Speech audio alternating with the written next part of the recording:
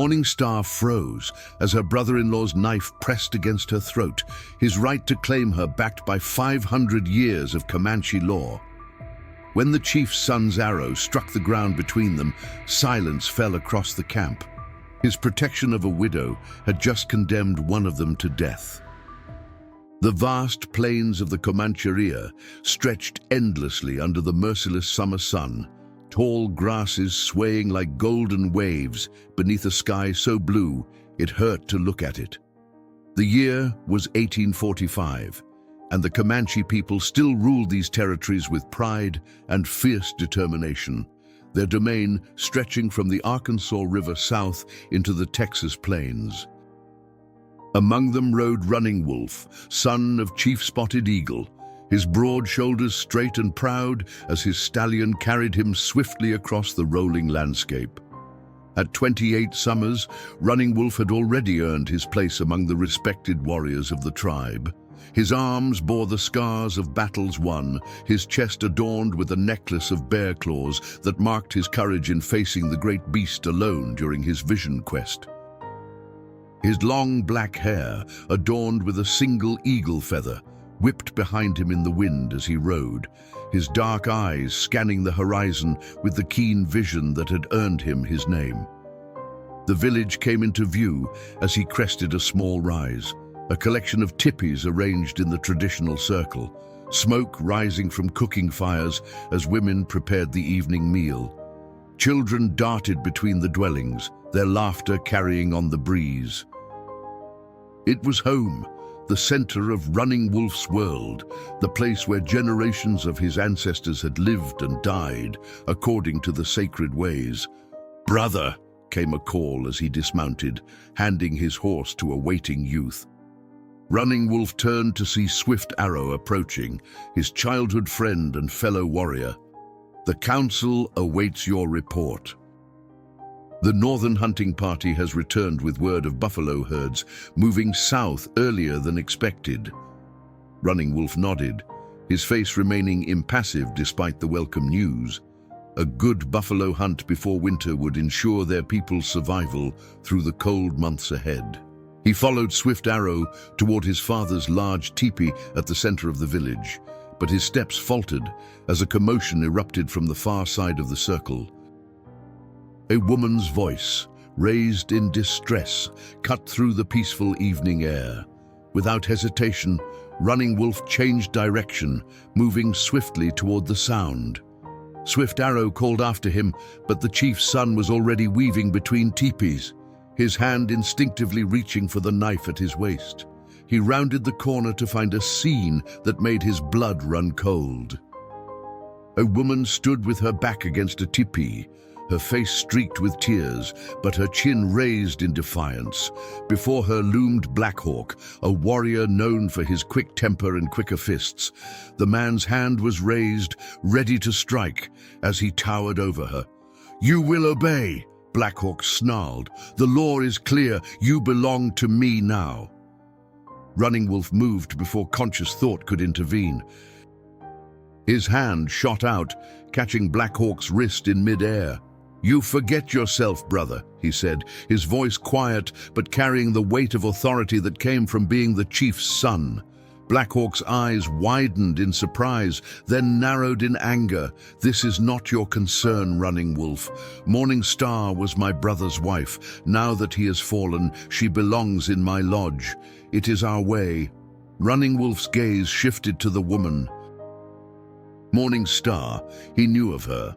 A woman from the southern band who had married into their tribe 5 summers ago. Her husband, Strong Bow, had fallen 3 moons past during a skirmish with Osage hunters who had ventured too far into Comanche hunting grounds. She was perhaps 25 summers, with eyes the color of rich earth, and a face that, despite the fear and anger etched upon it now, held a serene beauty that made Running Wolf's breath catch.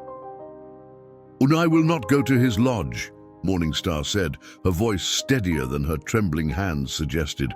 "I would rather walk into the plains alone," Blackhawk sneered. "Then you dishonor my brother's memory and bring shame to his spirit." A small crowd had gathered, watching the confrontation with wary eyes. Running Wolf was acutely aware of the delicate position he found himself in. Tradition dictated that widows either returned to their birth families or became wives to their husbands' brothers or close kin. It was a practice as old as the people themselves, designed to ensure that women and children remained protected and provided for after the loss of a warrior. "There is no honor in forcing a woman," Running Wolf said carefully, conscious of the murmurs rippling through the onlookers. "What if Morning Star wishes to return to her family? Her family is 2 moons. Ride to the south," Black Hawk interrupted, "and I have already presented gifts to her father's brother, who accepted them in her name. She is mine by right and by law." Morning Star's eyes flashed. "I am not a horse to be traded," she declared, her hands clenching into fists at her sides. "Strongbow treated me with respect. He would not wish me to be handed to a man who has already threatened to beat the willfulness from me." Running Wolf felt something stir within him, admiration for her courage, perhaps, or something deeper that he dared not examine too closely. Whatever it was, he found himself stepping between Morning Star and Black Hawk, his decision made before he fully understood its consequences. "This matter requires wisdom," he said. "Until it is resolved, Morning Star will be under my father's protection." Black Hawk's face darkened with fury. "You overstep, Running Wolf. Not even the chief's son can interfere with our sacred traditions." Running Wolf met his gaze steadily. "Then we will let the chief decide." As the words left his mouth, Running Wolf knew he had set foot on a path that would change everything, for Morning Star, for himself, and perhaps for the future of his people. The old ways had sustained them for generations, but in his heart, something whispered that sometimes even the most sacred traditions must bend before they break. Behind him, Morning Star stood tall, her presence a silent testament to the strength that had drawn his intervention. Before them, both lay a challenge to centuries of tribal law, a challenge that would test not only their courage, but the very foundations of Comanche society itself.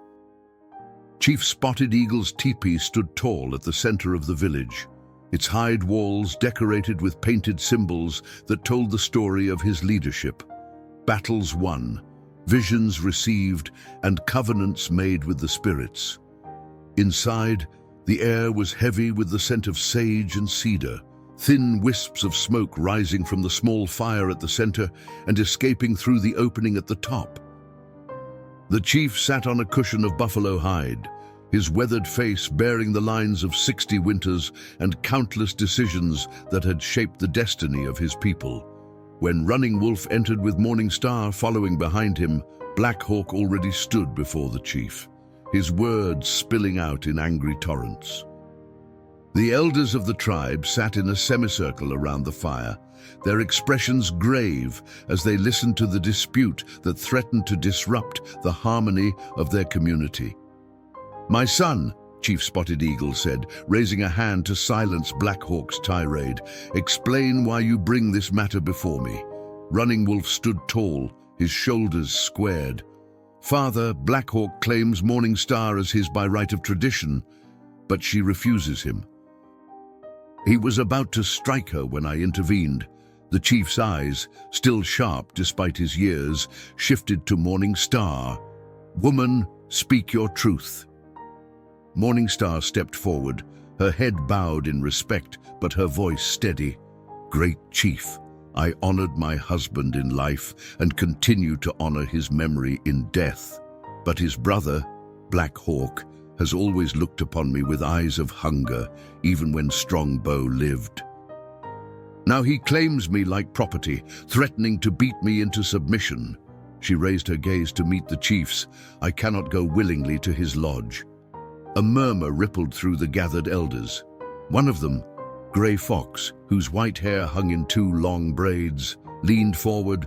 "The tradition exists to protect widows and children, to ensure they are not left without shelter or food. It is the way of our ancestors. I can hunt, Morningstar said, then quickly lowered her eyes, aware she had spoken out of turn. Forgive me, Elder. My father taught all his daughters to use the bow.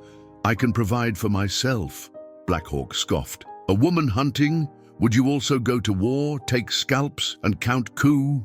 His mockery drew chuckles from some of the younger warriors who had gathered at the entrance of the teepee. Chief Spotted Eagle raised his hand again, commanding silence. The people have survived because our ways are strong, because each knows their place and duty. His gaze traveled from Morningstar to his son.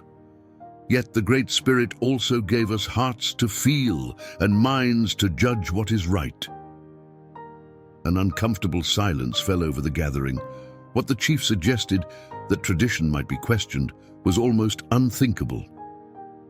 Running Wolf felt the weight of every eye upon him, especially the disapproving glare of his uncle, Stone Bear, the tribe's most respected medicine man.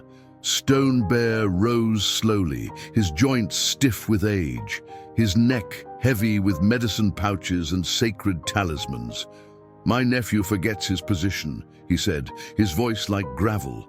The chief's son must uphold our ways, not undermine them. The ancestors watch us. They judge us. If we abandon their wisdom, we invite their wrath. Running Wolf felt a chill at his uncle's words. Stone Bear's spiritual authority was beyond question.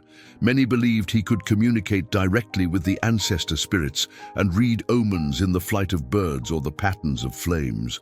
I do not seek to abandon our ways, Uncle, Running Wolf said carefully. But surely our ancestors would not wish a woman to be forced against her will. Stone Bear's eyes narrowed. Our ancestors lived and died by laws that kept the people strong. Individual desires matter little against the survival of the tribe. Morningstar stepped forward again, her courage evident in the straightening of her spine. Elder, I mean no disrespect to our ancestors or our traditions, but Strongbow married me for love, not duty. He once told me that the greatest strength of the Comanche is not just our fierceness in battle, but our capacity for both justice and mercy. Her words hung in the air like the smoke from the sacred fire. Chief Spotted Eagle studied her, his expression unreadable. Finally, he spoke. Until this matter is decided, Morningstar will stay in the Widow's Lodge at the edge of the camp. She will be treated with respect. He turned to Blackhawk. But you will make no claim upon her until the council has deliberated. Blackhawk's jaw tightened, but he bowed his head in reluctant acceptance of the chief's decision. How long must I wait for what is rightfully mine? What is right is yet to be determined, the chief replied evenly. The council will convene at the next full moon. Until then, peace will prevail in this camp. As the gathering dispersed, Running Wolf felt Stone Bear's hand on his arm, holding him back. The old medicine man's grip was surprisingly strong for one of his years. You walk a dangerous path, nephew, he whispered, his breath smelling of sacred herbs. The spirits have shown me dark visions, blood on the plains, division among our people. Do not be the spark that ignites this fire. Running Wolf met his uncle's gaze without flinching. What of compassion, uncle? Is that not also part of our way? Stone Bear released his arm. Compassion has its place, but so does duty. He glanced toward the teepee entrance where Morningstar waited, uncertainly. That woman brings change with her, like a storm wind. I feel it in my bones. Outside, the evening had deepened into night. Stars scattered across the vast sky like drops of water on dark stone. Running Wolf escorted Morningstar to the Widow's Lodge, aware of the whispers that followed them, the curious and disapproving glances. Thank you, Morningstar said softly as they reached the small tipi that would be her temporary home. Few would have stood against tradition as you did today. Running Wolf looked down at her, struck again by the quiet dignity in her face. I only did what was right.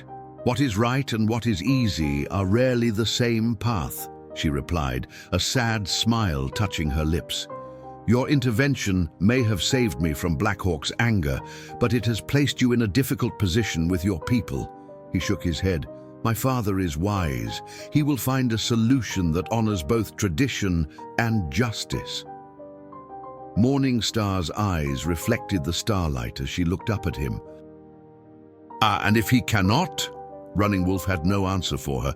The question echoed in his mind long after he had left her at the widow's lodge, long after he had returned to his own tipi and laid down upon his sleeping mat. The old ways had guided the Comanche for countless generations, but as he closed his eyes, Running Wolf couldn't help but wonder if sometimes traditions needed to change, like rivers that must find new paths when stones block their flow. Dawn broke over the Comanche camp, painting the teepees in shades of amber and gold. Running Wolf had risen before the sun, unable to find peace in his dreams. Images of Morning Star's defiant stance against Black Hawk and the disappointment in his uncle's eyes had chased him through the night like shadows that could not be outrun.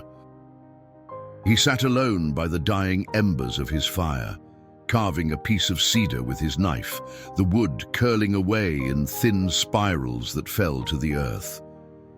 The camp stirred around him as women rekindled cooking fires and children emerged sleepy-eyed from their family lodges. Running Wolf watched as Morning Star appeared from the widow's tipi, her movements graceful as she made her way to the stream that ran along the eastern edge of the camp. Several women turned away as she passed. Others whispered behind their hands. The weight of being an outsider, not just to the tribe, but now to its traditions, hung visibly on her shoulders, though she carried herself with quiet dignity. Without conscious decision, Running Wolf found himself following her path. He kept a respectful distance, but when she knelt by the water to fill her water skin, he approached. "The morning brings clarity," he said by way of greeting. Morning Star glanced up, surprise evident in her eyes, though she quickly masked it. "Does it?" she asked, her hands continuing their task. "I find it brings only new questions." Running Wolf crouched beside her, picking up a smooth stone from the streambed and turning it over in his palm. "My father's council fire will burn for many nights before the full moon. The elders listen to the wind and the spirits for guidance. And what do you listen to, son of Spotted Eagle?" Her question was direct, her gaze unwavering as it met his. The question caught him off guard. Most women of the tribe would not have spoken so boldly to the chief's son, but Morning Star was not like most women. Perhaps that was why her presence had stirred such disquiet in him. "I listen to what is right," he said finally. "Sometimes it speaks louder than tradition." A small smile touched her lips, gone almost before it appeared. "Your father named you well. The wolf follows its own path, even when the pack goes another way." They fell into silence, the gentle burble of the stream filling the space between them. Around them, the camp continued to wake, but this moment felt separate, as if they existed in a pocket of time, untouched by the concerns that awaited them. "And tell me about Strongbow," Running Wolf said suddenly, "not as Black Hawk's brother, but as your husband." Morning Star's hands stilled on the water skin. For a moment, he thought she would not answer. When she spoke, her voice was soft, meant only for his ears. "He was kind," she said. "Not all warriors remember to carry kindness alongside their courage, but Strongbow did. He never raised his voice to me, never made me feel less because I came from another band." She looked down at her hands. "He taught me your people's songs, said my voice made them sound like they were meant to be sung by me." Running Wolf listened, hearing not just her words, but the emotion behind them. "You loved him." "I did," she affirmed. "Not at first. When my father arranged our marriage, I was afraid. I had heard stories of the fierce Comanche warriors. A genuine smile touched her face at the memory. Strongbow wooed me slowly, like one might approach a wild deer, with patience and gentle hands. And his brother, was Black Hawk always... Running Wolf hesitated, not wanting to speak ill of a fellow warrior. Different, Morningstar supplied. Yes, where Strongbow was water, Black Hawk is fire. Even as boys, Strongbow told me they were opposites. Their father favored Black Hawk's fierceness, but their mother treasured Strongbow's gentle heart. Her expression darkened. Black Hawk has always resented what he could not understand. From the central area of the camp came the sound of a drum, signaling the morning gathering. Running Wolf knew he should return. As the chief's son, his absence would be noted. "I should go," he said, rising to his feet. "My father will expect me at his side." Morningstar nodded, returning her attention to the stream. "Thank you," she said quietly, "for asking about him. Few do. It's as if they fear his name on their lips might summon his spirit." "Our people believe the dead walk close to us," Running Wolf replied, "but not to harm those they loved in life." As he turned to leave, Morningstar called after him. "My Running Wolf," he paused, looking back at her. "The elders speak of anger from the ancestors if traditions are broken. Do you believe this?" It was a dangerous question, one that struck at the heart of his people's beliefs. Running Wolf considered his answer carefully. "I believe the ancestors want us to honor their memory by living with courage and wisdom. Sometimes the greatest wisdom is knowing when to hold firm to the old ways and when to forge new ones." Her eyes held his for a long moment, something unspoken passing between them. Then she bowed her head slightly in acknowledgement, and Running Wolf continued on his way back to the center of the camp. As he walked, he became aware of eyes following him, some curious, others disapproving. Swift Arrow fell into step beside him, his expression troubled. "No, you walk a narrow path, my friend," Swift Arrow said quietly. "There is talk in the camp. Many warriors stand with Black Hawk, saying you dishonor our traditions." "And what do you say?" Running Wolf asked, glancing at his childhood friend. Swift Arrow was silent for several paces before answering. "I say that Running Wolf has always seen what others miss. If you believe this woman deserves protection, there must be reason." He hesitated. "But be careful. Black Hawk gathers support among the younger warriors, and your uncle speaks of dark omens." Running Wolf nodded, his jaw set. The morning had indeed brought clarity that the moon would be full in 17 days, and by then he must find a way to balance the weight of tradition against the stirring in his heart that grew stronger each time he looked into Morningstar's eyes. Days passed in the Comanche camp, like clouds drifting across the endless sky, slow and inevitable. Morningstar found herself in a strange position, neither fully accepted nor entirely outcast. The women of the tribe watched her with wary eyes as she collected berries, scraped hides, or fetched water from the stream. Few spoke to her directly, though some of the older women occasionally nodded in acknowledgement when she passed. It was a lonely existence, but preferable to being forced into Black Hawk's lodge against her will. On the 5th day after the confrontation, Morningstar sat cross-legged outside the widow's teepee, her nimble fingers working a piece of deerskin into softness. The repetitive motion was soothing, allowing her mind to wander as her hands remembered the task that her mother had taught her long ago. She was so absorbed in her work that she didn't notice the approach of Singing Bird, one of the tribe's most respected elders and the wife of Gray Fox. "Your hands know the old ways," the elder woman observed, her voice startling Morningstar from her reverie. Morningstar quickly set aside her work and bowed her head in respect. "My mother taught me, elder." Singing Bird studied her with shrewd eyes that had witnessed nearly 70 summers. Yet you would set aside other traditions that are equally sacred. There was no accusation in her tone, merely curiosity, which emboldened Morningstar to answer honestly. I honor the traditions that honor life, elder, but I cannot honor those that would make me less than I am. Instead of the rebuke she expected, Singing Bird made a soft sound that might have been approval. The women of my mother's time were different, she said, lowering herself carefully to sit beside Morningstar. They had more voice in the council. They chose their husbands, or chose to refuse them. Her gnarled hands reached out to touch the deerskin. Over the years, as war became more frequent, the men's voices grew louder, the women's softer. Morningstar listened in surprise. She had never heard anyone, especially not an elder, suggest that the traditions had ever been different. My grandson is sick, Singing Bird continued, changing the subject abruptly.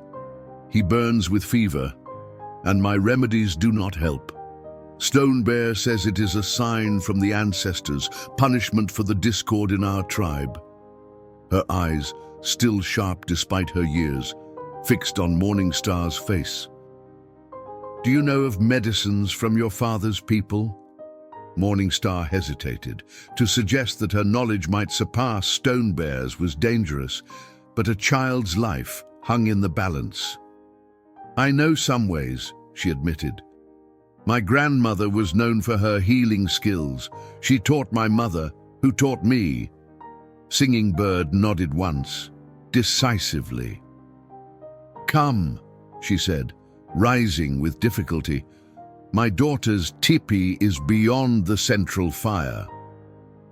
We will see if your grandmother's ways can succeed where ours have failed. As they walked through the camp, Morningstar felt the weight of stares following them.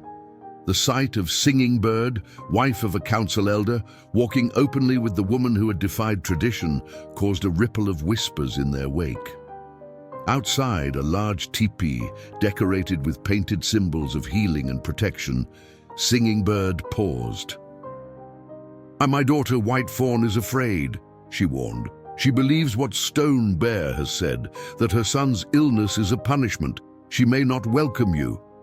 Morningstar nodded in understanding. I will tread gently, elder. Inside the teepee, the air was thick with smoke from burning sage and cedar. A young woman, White Fawn, knelt beside a small form wrapped in buffalo robes. Her face was streaked with tears, her eyes hollow with exhaustion and fear. On a mat nearby sat an older girl of perhaps 10 summers, watching her brother with solemn eyes. Daughter, Singing Bird said softly, I have brought Morningstar. She knows medicines of the southern bands. White Fawn looked up, her expression shifting from hope to suspicion as she recognized Morningstar. The one who defies our ways, she said, her voice cracking with emotion. Stone Bear says it is because of such defiance that the spirits have sent sickness to our children. Morningstar remained near the entrance, making no move to approach without permission. I mean no disrespect to your beliefs, she said. I only wish to help if I can. The small figure on the sleeping mat moaned, his face flushed with fever. White Fawn's resistance crumbled at the sound of her child's distress. Help him, she whispered. Please.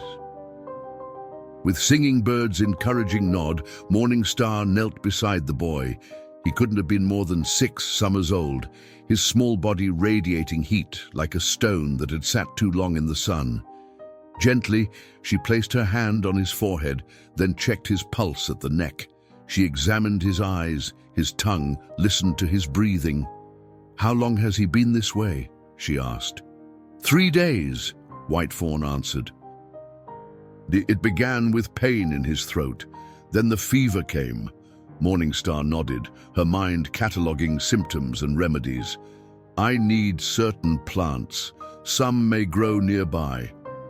Tell us what you need, Singing Bird said. My granddaughter knows where many plants grow. She gestured to the girl, who had been watching Morningstar's every move with intense curiosity. Morningstar smiled at the child. "What is your name, little sister?" "Dancing Leaf," the girl answered, her voice barely above a whisper. "Dancing Leaf, I need your help. Do you know where to find willow trees, an echinacea with its purple flowers, perhaps wild licorice root?" The girl's eyes widened with recognition, and she nodded eagerly. "I know these places." "Good," Morningstar said. "You will be your brother's medicine gatherer." As Dancing Leaf left with her grandmother to collect the needed plants, Morningstar stayed with White Fawn, showing her how to cool her son's body with damp cloths and encouraging him to sip small amounts of water. The young mother's initial resistance gradually softened as she saw Morningstar's gentle competence. "You have done this before," White Fawn observed. Morningstar nodded. "In my father's band, I often helped the medicine women." She dipped another cloth in cool water and placed it on the boy's forehead. "What is your son's name?" "Little Eagle," White Fawn answered, a slight smile touching her lips despite her worry.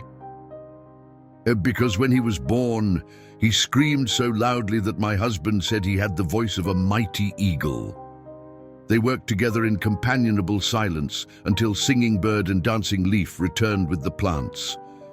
Morningstar set about preparing her remedies: a tea from willow bark for the fever, a poultice of crushed echinacea for the throat, and a soothing syrup from the licorice root to ease his cough. As she worked, the tippy flap opened, and Running Wolf entered, followed by his father. Morningstar froze, suddenly aware of how her presence in the camp of a council member's family might be perceived. Chief Spotted Eagle surveyed the scene with unreadable eyes.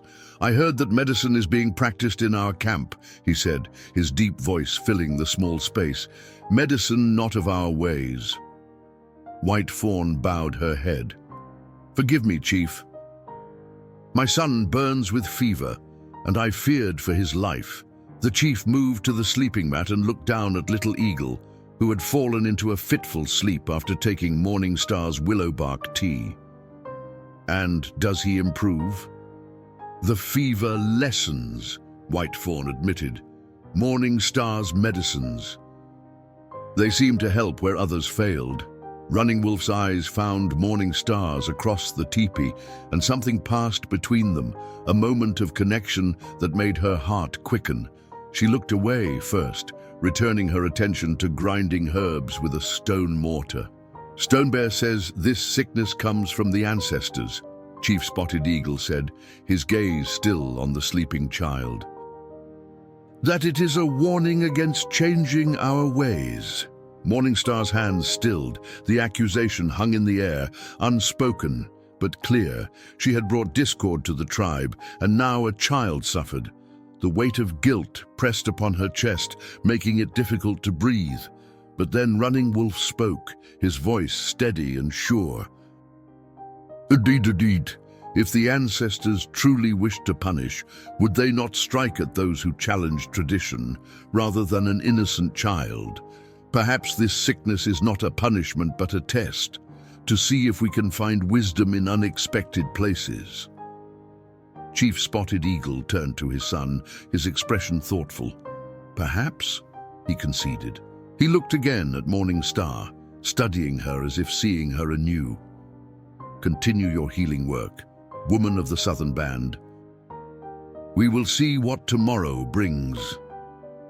As the chief departed, Running Wolf lingered, his presence filling the small space in a way that made Morningstar acutely aware of every breath, every movement. "Thank you," she said softly, not looking up from her work. "For what?" he asked, moving closer, crouching beside her. "For believing that the ancestors might be wiser than men make them out to be."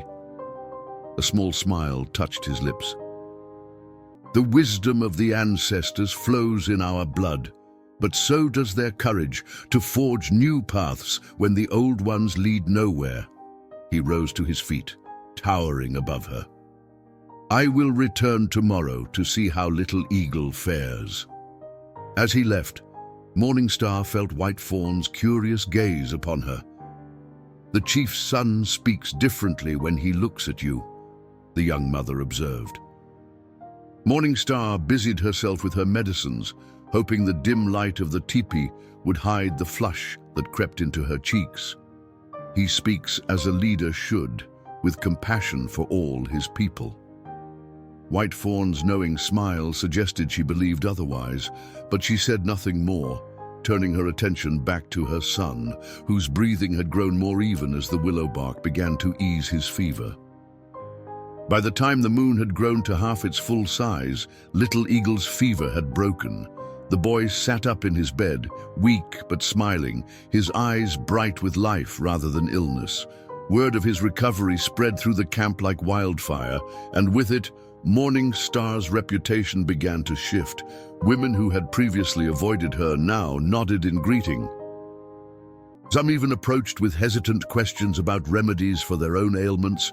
A child with a persistent cough, an elder with aching joints, a young woman struggling to conceive. Morningstar answered each inquiry with humility and care, sharing her knowledge freely, but always careful not to overstep or challenge Stone Bear's authority as the tribe's primary healer. Yet despite her caution, the medicine man's displeasure was evident. He watched from a distance, his weathered face set in disapproving lines, as women gathered outside the widow's teepee, seeking counsel from the very woman he had declared an omen of misfortune.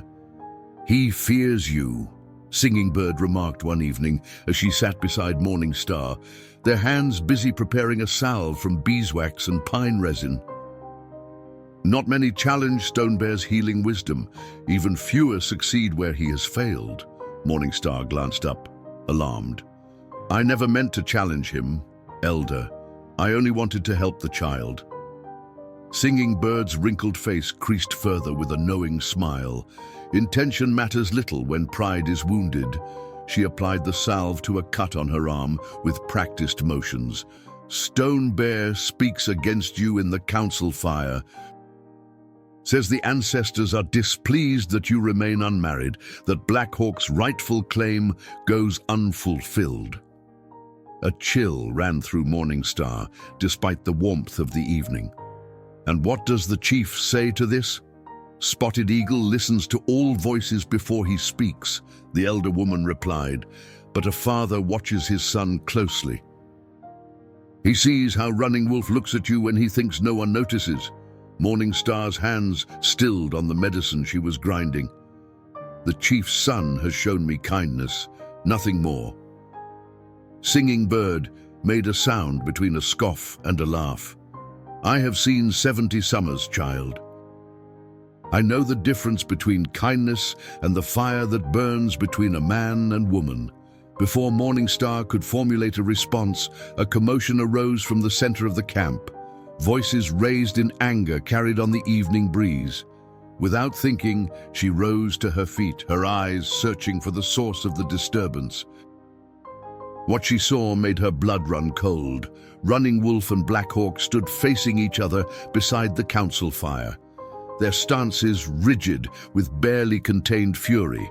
"You forget yourself, Black Hawk." Running Wolf's voice cut through the gathering dusk. "The council has not yet decided." "The council delays what should be simple," Black Hawk retorted, his hand resting provocatively on the knife at his belt. "And they indulge your interference because you are the chief's son. But even Spotted Eagle's heir cannot stand against traditions older than his father's father." A crowd had gathered, warriors forming a loose circle around the two men. Morningstar moved closer, her heart pounding against her ribs like a trapped bird. Singing Bird followed, her presence offering some protection against the disapproving glances thrown Morningstar's way. "Oh, I stand for justice, not against tradition," Running Wolf replied, his voice controlled but vibrating with tension. "Our ways were not meant to force women into unwanted unions. They were meant to protect and provide." Black Hawk's laugh was harsh. "You speak of protection, yet you keep me from what is mine. My brother's widow belongs in my lodge." Each night, she spends alone dishonors his memory. Strongbow was an honorable man, Running Wolf countered. He would not wish his wife given to a man she fears. The gathered warriors murmured at this direct challenge. Black Hawk's face darkened with rage. "You question my honor?" His hand tightened on his knife hilt. Morning Star couldn't bear it any longer. The thought of these two men coming to blows because of her made her stomach twist with dread. She pushed forward through the crowd. "Stop!" she cried, stepping into the circle. All eyes turned to her, some with surprise, others with disapproval. "I will not have blood spilled on my account." Black Hawk's lip curled. "You have no voice here, woman. Return to your teepee." But Morning Star stood her ground, her gaze steady on the man who claimed her. "I speak as Strongbow's widow. He taught me that the Comanche value courage above all else." She drew herself up to her full height. "It takes no courage to force a woman into your lodge. It takes no honor to claim what is unwillingly given." A hush fell over the gathering. For a woman to speak so boldly in a circle of warriors was unprecedented. Running Wolf moved slightly, positioning himself between Morning Star and Black Hawk, whose face had contorted with fury. "You dare lecture me on Comanche values?" Black Hawk snarled. "You, an outsider who has bewitched our chief's son with your foreign ways and medicines. Enough!" The command cut through the tension like a knife. Chief Spotted Eagle strode into the circle, his authority evident in every line of his body. "This dispute will be settled by the council at the appointed time, not by hot words at sunset." His stern gaze swept over the gathered warriors. "Return to your duties." Slowly, reluctantly, the crowd dispersed. Black Hawk shot one last venomous glance at Morning Star before stalking away, several young warriors falling in behind him like shadows. As the others left, Chief Spotted Eagle turned to his son. "Walk with me," he said, his voice allowing no refusal. Before following his father, Running Wolf's eyes met Morning Star's briefly, a look that conveyed both warning and something deeper, something that made her breath catch. "You have stirred the hornet's nest," Singing Bird observed quietly as she rejoined Morning Star. "Stone Bear will use this against you in council."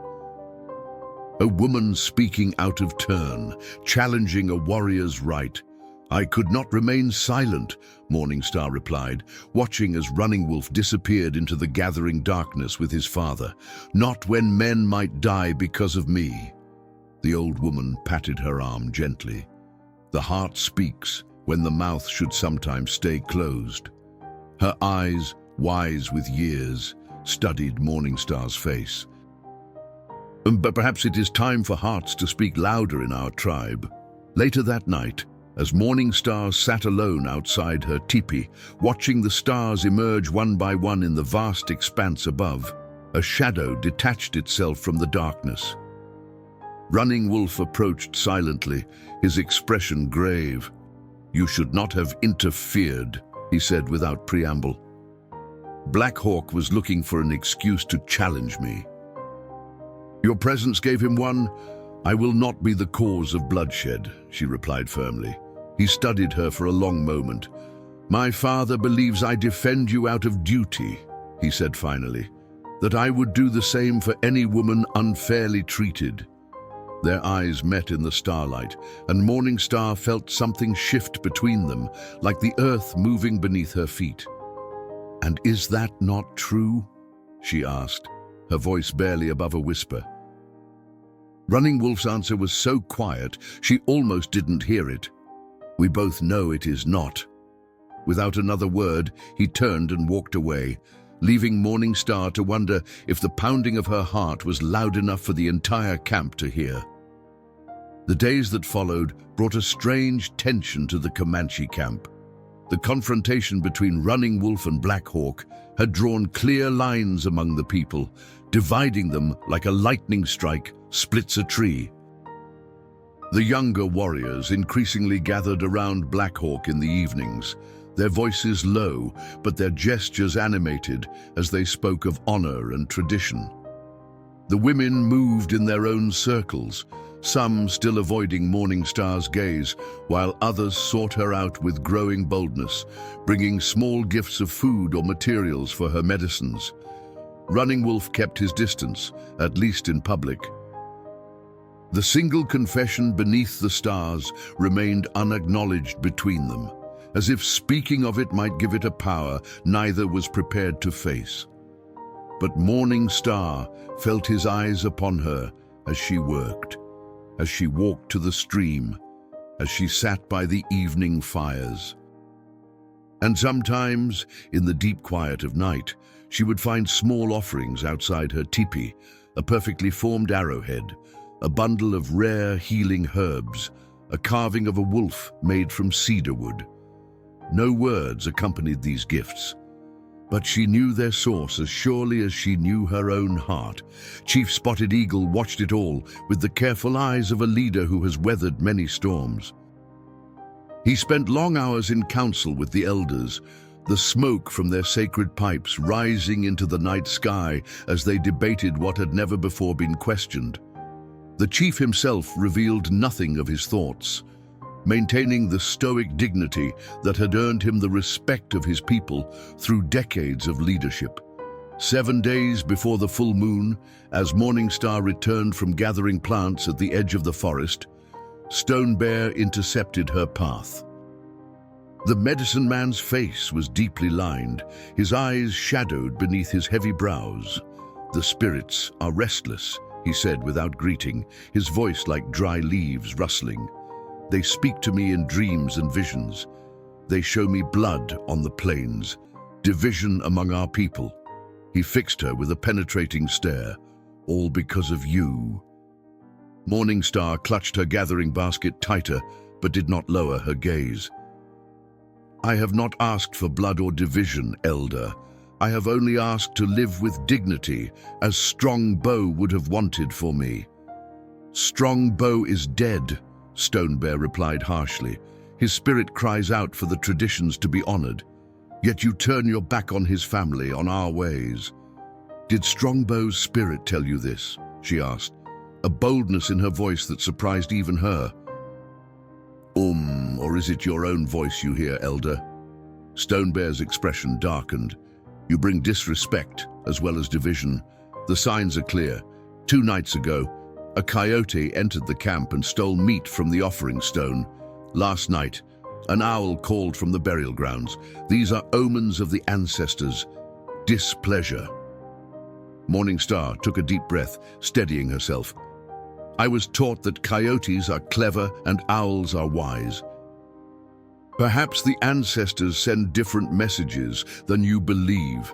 The medicine man stepped closer, the fetishes and bones adorning his robe clicking softly together.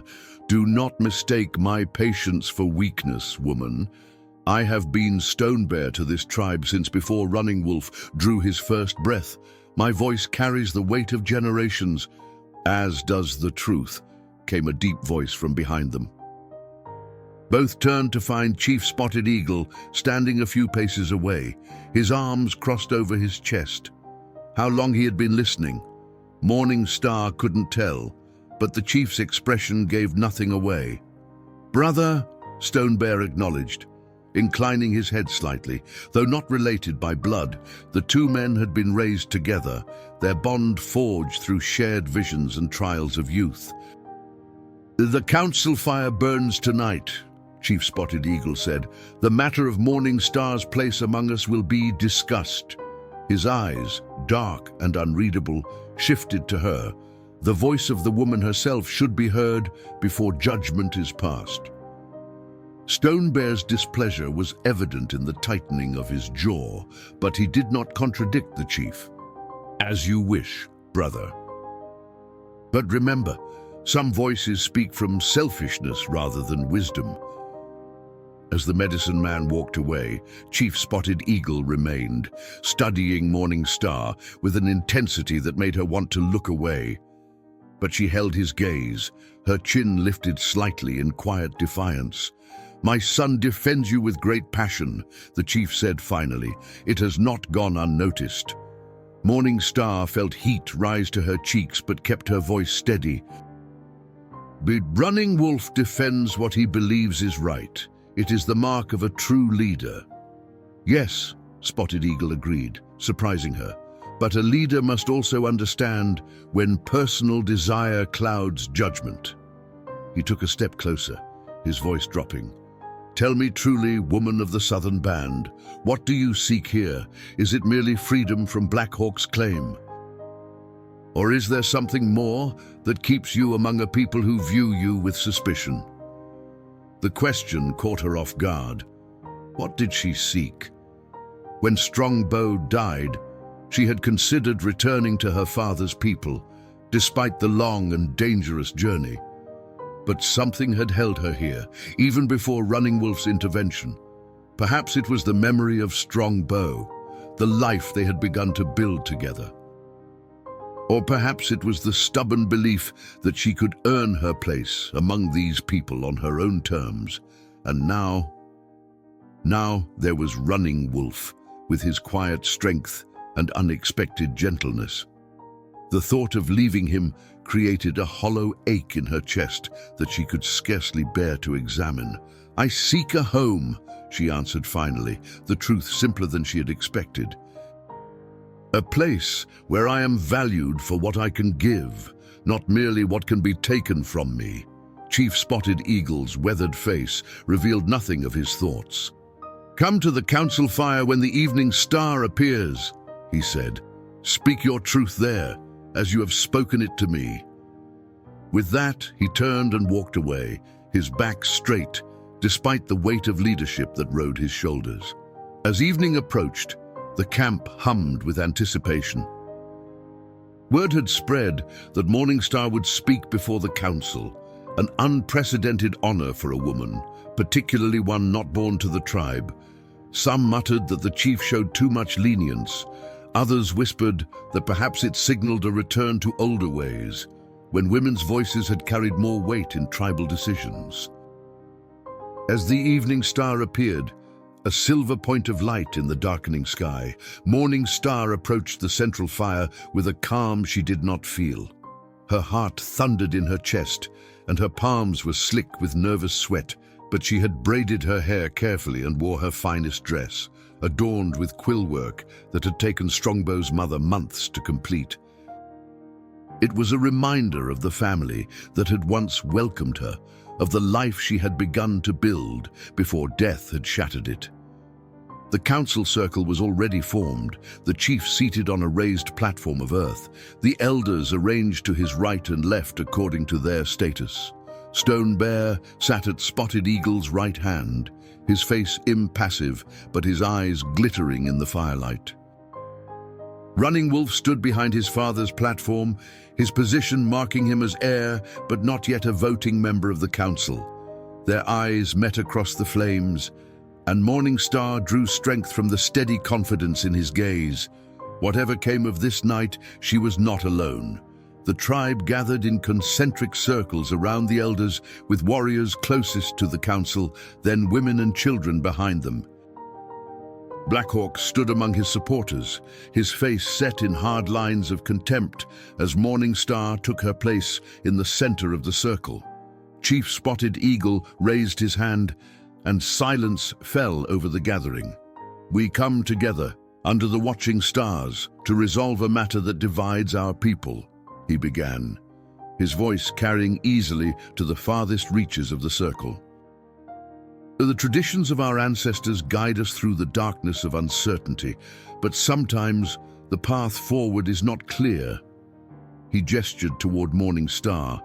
This woman, Morning Star of the Southern Band, was wife to Strongbow, a respected warrior who fell defending our hunting grounds. By our tradition, she should become wife to his brother, Blackhawk, or return to her family. She has refused both paths. His gaze swept the circle. "Before we judge, we will hear her words." Morning Star took a deep breath, feeling the weight of every eye upon her. When she spoke, her voice was clear and steady, carrying the strength she had discovered within herself since Strongbow's death. People of the Comanche, she began, using the name they called themselves, Numenu, the people. I stand before you as Strongbow's widow, but also as a woman of my own spirit. When I married into your tribe, I embraced your ways with an open heart. Strongbow taught me your songs, your stories, your beliefs. I honored him in life, and I honor his memory in death. She paused, gathering her thoughts. But Strongbow also honored me. He saw me not as property to be claimed, but as a partner to walk beside him. When he spoke of your traditions, he spoke of their purpose, to protect the weak, to ensure no one stood alone against the harshness of life. Morning Star turned slightly, her eyes finding Black Hawk in the crowd. I do not refuse, Black Hawk, out of disrespect for your ways. I refuse because Strongbow himself once warned me of his brother's nature. He told me that Black Hawk sees women as possessions, not as bearers of life and wisdom. A murmur rippled through the gathering at this revelation. Black Hawk's face contorted with rage. She lies, he shouted. My brother would never speak against his own blood. Silence, Chief Spotted Eagle commanded. The woman speaks, you will have your turn. Morning Star continued, her voice unwavering despite Black Hawk's outburst. In my father's band, a woman could refuse a man she feared would bring her harm. This was not seen as defiance of tradition, but as wisdom. For what warrior is raised by a mother who lives in fear? What children grow strong in a lodge filled with anger? She looked around the circle, meeting the eyes of the women who had begun to seek her healing knowledge. Since coming among you, I have tried to give back what I can, my knowledge of plants that heal, my willingness to work alongside your women, my respect for the wisdom of your elders. I ask only for the same in return, respect for my spirit, for my right to choose the path my life will take. Morning Star turned finally to face the chief directly. Great Chief, I do not ask you to abandon your traditions. I ask only that you remember their purpose, to strengthen the people, not to break the spirit of those who would stand with you. As she finished speaking, a profound silence fell over the gathering. Even the night creatures seemed to hold their breath, waiting. In that stillness, Running Wolf stepped forward from his place behind his father, breaking protocol in a way that sent another ripple of murmurs through the crowd. Father, he said, his voice resonant with emotion barely contained. Before the council decides, I too wish to speak. Chief Spotted Eagle's eyes narrowed slightly at this breach of custom, but after a moment's consideration, he nodded his permission. Running Wolf moved to stand beside Morning Star, not touching her, but close enough that his presence offered silent support. My people, he began, looking around at the faces turned toward him in the firelight. I have listened to the whispers in our camp. Some say I defend this woman because I am bewitched by her beauty or her foreign ways. A small, wry smile touched his lips. Others say I challenge tradition out of youthful rebellion, that I have not lived long enough to understand the wisdom of our ancestors. His expression grew serious once more.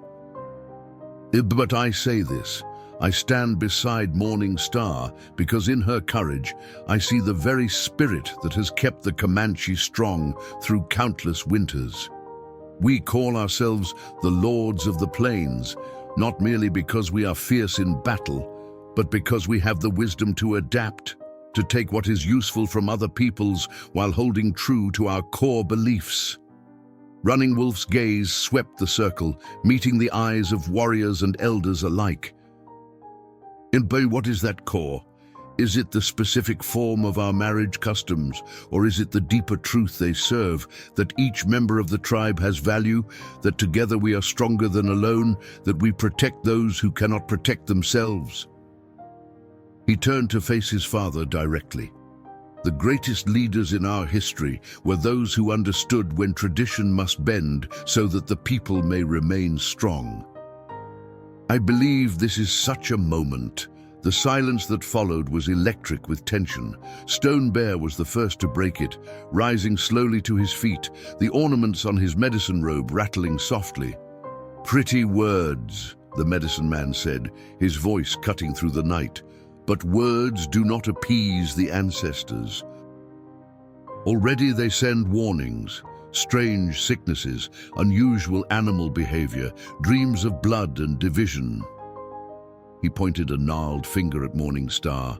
"This woman brings change that threatens the very foundation of our people. If she will not accept our ways, she must leave, or the spirits themselves will drive her out." Before anyone could respond, a high, piercing cry split the night air. All heads turned toward the sound coming from the edge of the camp. A young warrior burst into the circle, his chest heaving with exertion. "Chief!" he gasped. "Riders approach from the south, many riders. They carry torches and move with purpose." Chief Spotted Eagle rose to his feet in one fluid motion, the council forgotten in the face of potential danger. "Warriors, prepare," he commanded. All women and children to the center of the camp. As the tribe erupted into activity, Morning Star stood frozen, a terrible suspicion forming in her mind. Riders from the south. Could it be? Running Wolf gripped her arm, breaking her from her trance. "Go to the center with the others," he urged, already reaching for the knife at his belt. "No," she said, clutching his wrist. "Wait. I must see these riders." Their eyes met, and something in her expression made him hesitate. Together, they moved toward the southern edge of the camp, where warriors were already forming a defensive line. In the distance, perhaps 20 mounted figures approached, their torches bobbing like fireflies in the darkness. As they drew closer, Morning Star's suspicion solidified into certainty. She recognized the lead rider's distinctive silhouette, the way he sat tall and straight on his horse, even after what must have been days of hard riding. "Stop!" she cried, pushing forward past the line of warriors. "They are not enemies." Running Wolf caught up to her, restraining her with a gentle but firm hand. "You know these riders?" Morning Star nodded, her throat tight with emotion. "The lead rider, he is my father, Red Hawk. Chief of our southern band." The Comanche warriors stood tense and ready, bows drawn and lances poised as the riders approached. Chief Spotted Eagle moved to the front of the defensive line, his face set in the impassive mask that had faced down countless enemies. Behind him, his warriors waited for his command, the silence broken only by the soft snorting of horses and the crackle of approaching torches. Morning Star stepped forward, her heart pounding in her chest. Running Wolf moved with her, staying close to her side, his hand still resting lightly on his knife. "Father!" she called out as the riders drew near enough to hear. "Red Hawk of the Southern Band!" The lead rider raised his hand, and the party halted about 20 paces from the camp's edge.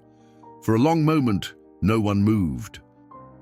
Then the leader dismounted, passing his torch to the warrior beside him. He walked forward alone, his steps measured and deliberate. Red Hawk was a man in his 50th summer, his face weathered by wind and sun, his black hair streaked with silver and adorned with the feathers of his namesake. He wore a chief's regalia, a breastplate of bone hairpipe, a magnificent headdress of eagle feathers, and a painted buffalo robe draped across his shoulders.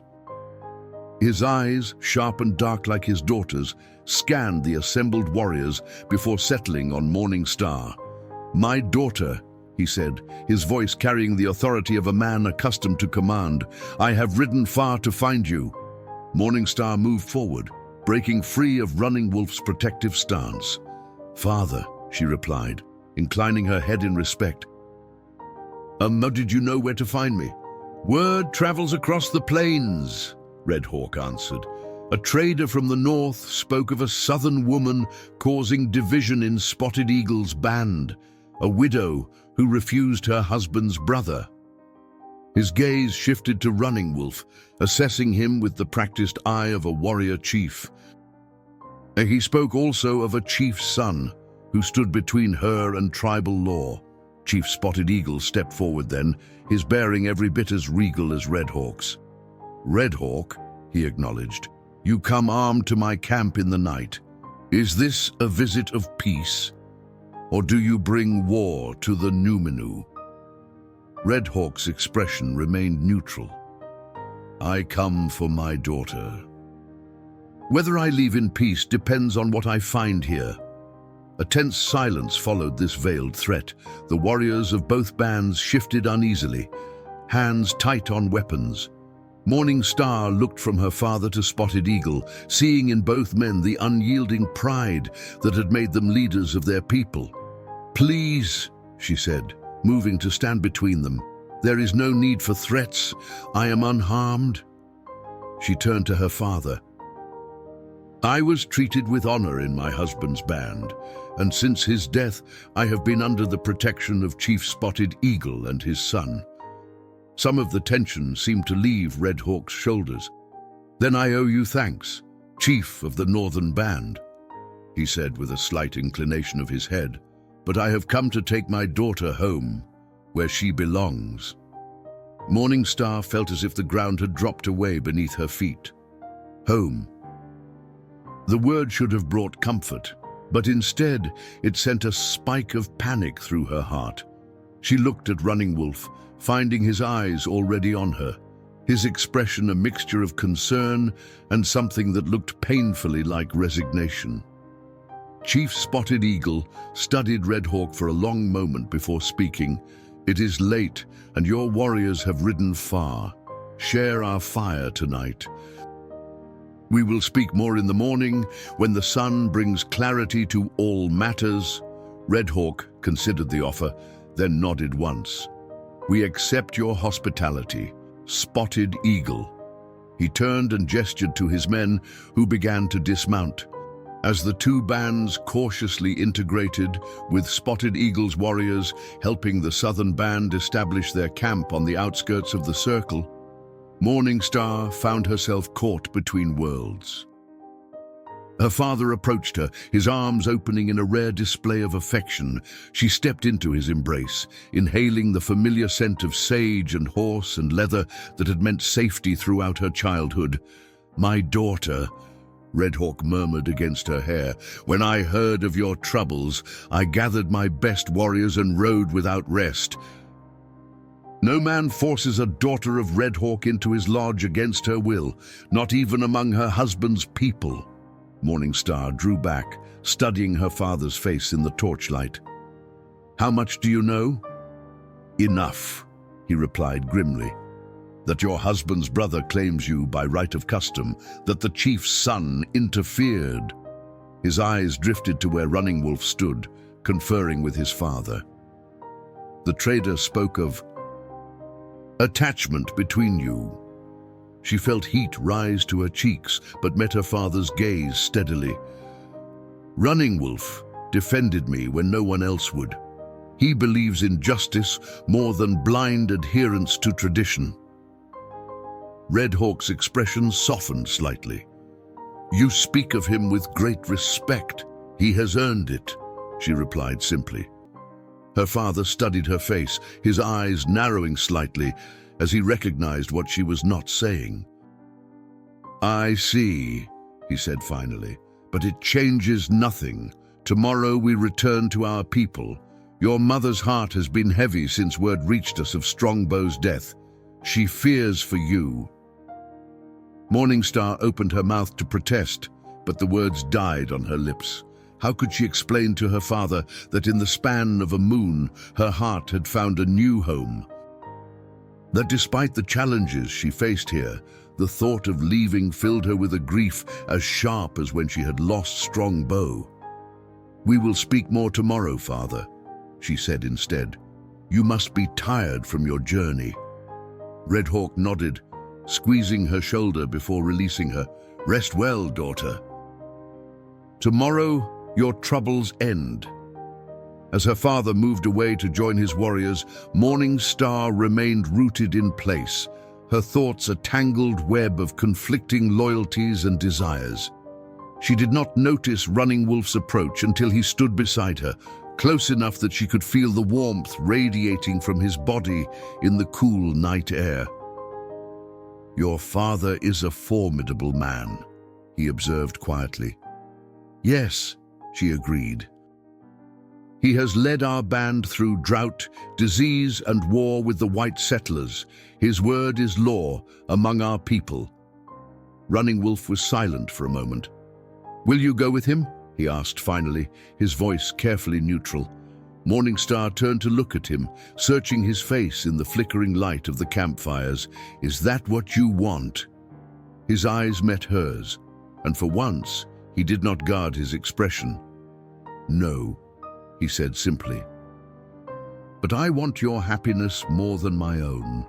The rawness of his admission stole her breath. Before she could respond, Swift Arrow approached, informing Running Wolf that his father requested his presence at the council fire, where the chiefs would share a pipe of peace before retiring for the night. "We will speak later," Running Wolf promised, his fingertips brushing hers briefly before he turned away. Morningstar watched him go, her heart a battlefield of competing emotions. She had not expected her father's arrival, had not prepared herself for the choice it presented: return to the safety and acceptance of her birth band, or remain here, fighting for a place among people who still viewed her with suspicion, all for the sake of a love that had barely begun to bloom. She was so lost in thought that she did not notice Black Hawk's approach until his shadow fell across her path. "Your father's arrival changes everything," he said, his voice a low rumble of satisfaction. "The council will not risk war with the southern band over a woman." Morningstar straightened her spine, refusing to show fear. "My father did not come to make war, Black Hawk." His smile was cold. "No. 20 warriors ride through the night, armed and ready, but not for war." He shook his head. "Spotted Eagle will see the threat for what it is.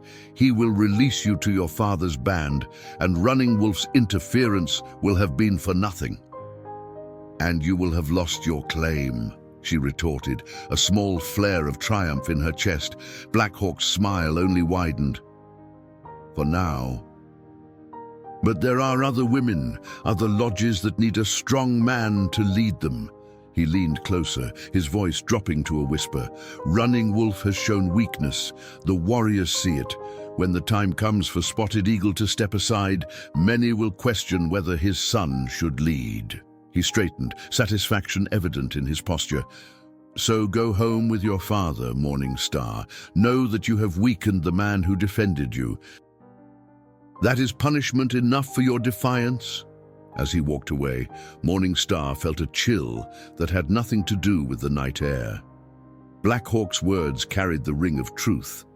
Running Wolf had risked much by standing beside her. His position, his future leadership, perhaps even his safety. And now, with her father's arrival, it might all have been for nothing. The night deepened around the double camp, stars wheeling overhead in their ancient patterns. Around the council fire, the chiefs and elders of both bands shared stories and tobacco, their voices a low, rhythmic murmur in the darkness. Women prepared sleeping places for the visitors, children stared wide-eyed at the newcomers, and warriors maintained a watchful but respectful distance from one another. Morningstar sat outside the widow's teepee, her eyes repeatedly drawn to Running Wolf's tall figure beside his father at the fire. Occasionally, his gaze would find hers across the distance, and in those brief moments of connection, words became unnecessary. Singing Bird settled beside her on the ground, her old bones creaking as she lowered herself with the help of a walking stick. "The stars are bright tonight," the elder observed. "Will they watch us with interest? They have watched the people since the beginning of time," Morningstar replied. "Our troubles must seem small to them." Singing Bird chuckled softly. "Not small. The stars remember love and loss, courage and fear. They have seen it all before." She reached out, her gnarled hand covering Morning Star's. "Your father is a proud man, but so is Running Wolf." Morning Star sighed. "I fear Running Wolf has sacrificed too much for me already. If I stay, I risk bringing conflict between our bands. If I go—" She couldn't finish the thought. "The heart knows its home," Singing Bird said simply. "Listen to it above all other voices." Later, as the camp finally quieted and most had retired to their sleeping mats, Morning Star found herself unable to rest. She slipped out of the widow's tipi and walked to the edge of the camp, where the vast prairie stretched before her, silver blue in the moonlight. The immensity of the land always calmed her spirit, reminding her that human troubles were temporary against the eternal backdrop of earth and sky. A soft footfall behind her announced Running Wolf's presence before he spoke. "You should not wander alone at night," he said, coming to stand beside her. "Even in our own camp, I needed to think," she replied. "To breathe," he nodded in understanding. Together they gazed out at the moon-washed plains, shoulder to shoulder, but not touching, each acutely aware of the other's presence. "My father believes you enchanted me," Running Wolf said finally, a hint of amusement in his voice. "That some southern magic clouds my judgment." Despite her troubled heart, Morning Star smiled. "And what did you tell him?" "That he is right." Running Wolf turned to face her, his expression earnest in the moonlight.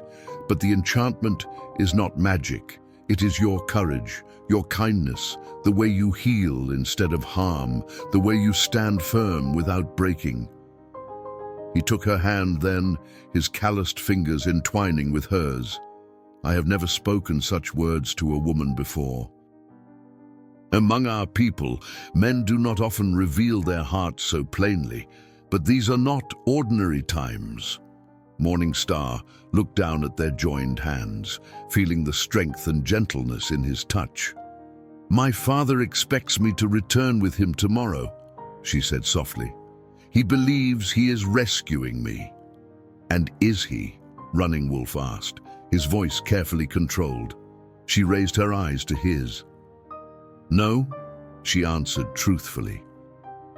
"My heart is no longer with the Southern Band. It is here." The admission cost her something. Pride, perhaps, or the last defense against the vulnerability of love. Running Wolf's fingers tightened around hers. "Then I will speak to your father tomorrow. I will tell him of my intentions." "Your intentions?" Morning Star echoed, her pulse quickening. "To make you my wife," he said simply. "Ah, if you will have me." The directness of his proposal left her momentarily speechless. To be the wife of the future chief, it was beyond anything she had dared to hope for. But it would also mean standing against both Black Hawk's claim and her father's wishes. It would mean challenging traditions that had governed the Comanche for generations. "Your father may never accept it," she warned, "nor will many in your tribe. Stone Bear has spoken against me, and Black Hawk has followers among the young warriors." Running Wolf's face was resolute in the moonlight. "Let me worry about Stone Bear and Black Hawk. As for my father," he paused. "He is a wise leader who understands that traditions must sometimes change for the people to remain strong. He may not approve at first, but he will listen." "And if he does not?" she pressed. Running Wolf was silent for a long moment, the weight of what he was considering evident in his expression. "Then I would give up my place as his heir," he said finally. "I would go with you, if your father would have me among his band." The magnitude of what he offered, his birthright, his future, his very identity among his people, struck Morning Star like a physical blow. "I cannot ask that of you," she whispered. "You did not ask," he replied, raising a hand to gently touch her cheek. "I offer it freely. But first, we will try the harder path, to change minds rather than run from them." Morningstar leaned into his touch, closing her eyes briefly. When she opened them, her decision was made. "Then tomorrow we will both speak to my father," she said, "and to yours." Together, Running Wolf smiled, the rare expression transforming his solemn face into something so beautiful it made her heart ache. "Together," he agreed. They stood there in the moonlight, hands clasped, faces turned toward each other rather than the vast plains that surrounded them. In that moment, the traditions that divided them, the challenges that awaited them with the dawn, seemed distant and surmountable. All that mattered was the space between them, growing smaller as Running Wolf bent his head toward hers. Their first kiss was gentle, a question asked and answered in the press of lips, the mingling of breath. When they parted, Morningstar felt as if something fundamental had shifted within her, as if the world itself had realigned around this new truth that existed between them. "Whatever comes tomorrow," Running Wolf murmured, "remember this moment." "I will remember," she promised, her voice steady despite the storm of emotion in her chest. "Always." Dawn arrived with a wash of pale gold across the eastern horizon, painting the teepees in warm light as the camp stirred to life. Morningstar rose early, her heart simultaneously lighter and heavier than it had been in moons, lighter with the certainty of her feelings for Running Wolf, heavier with the knowledge of the challenge that lay ahead. She dressed with care in her finest buckskin dress, adorned with quill work along the sleeves and hem, and braided her hair in the traditional style of a Comanche woman, weaving in strands of red thread that had been a gift from Strongbow's mother. As she emerged from the widow's teepee, she found her father already waiting, his face solemn in the morning light. Red Hawk had always been able to read her as easily as tracking signs on the prairie. "You have made a decision," he observed, "not a question but a statement of fact." Morningstar met his gaze steadily. "I wish to speak with you and Chief Spotted Eagle together, Father. There is much to discuss." Red Hawk's eyes narrowed slightly. "The chief's son," he said. "It is as I feared." "Please, Father," she said, placing her hand on his arm. "Listen first, before you judge." "That is all I ask." He studied her face for a long moment, then nodded once, curtly. "For you, my daughter, I will listen, but I promise nothing more." Together, they walked toward the center of the camp, where Spotted Eagle's large teepee stood. The camp was already busy with morning activities, women preparing food, warriors tending to horses, children running between the lodges with boundless energy. But a hush seemed to fall as Morningstar and Red Hawk passed, eyes following their progress with undisguised curiosity. Outside the chief's teepee, Running Wolf waited.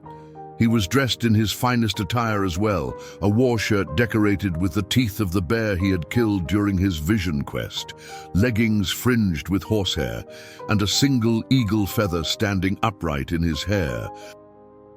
Round his neck hung a medicine pouch given to him by his father when he first earned his name. He looked every inch the son of a chief, proud and dignified.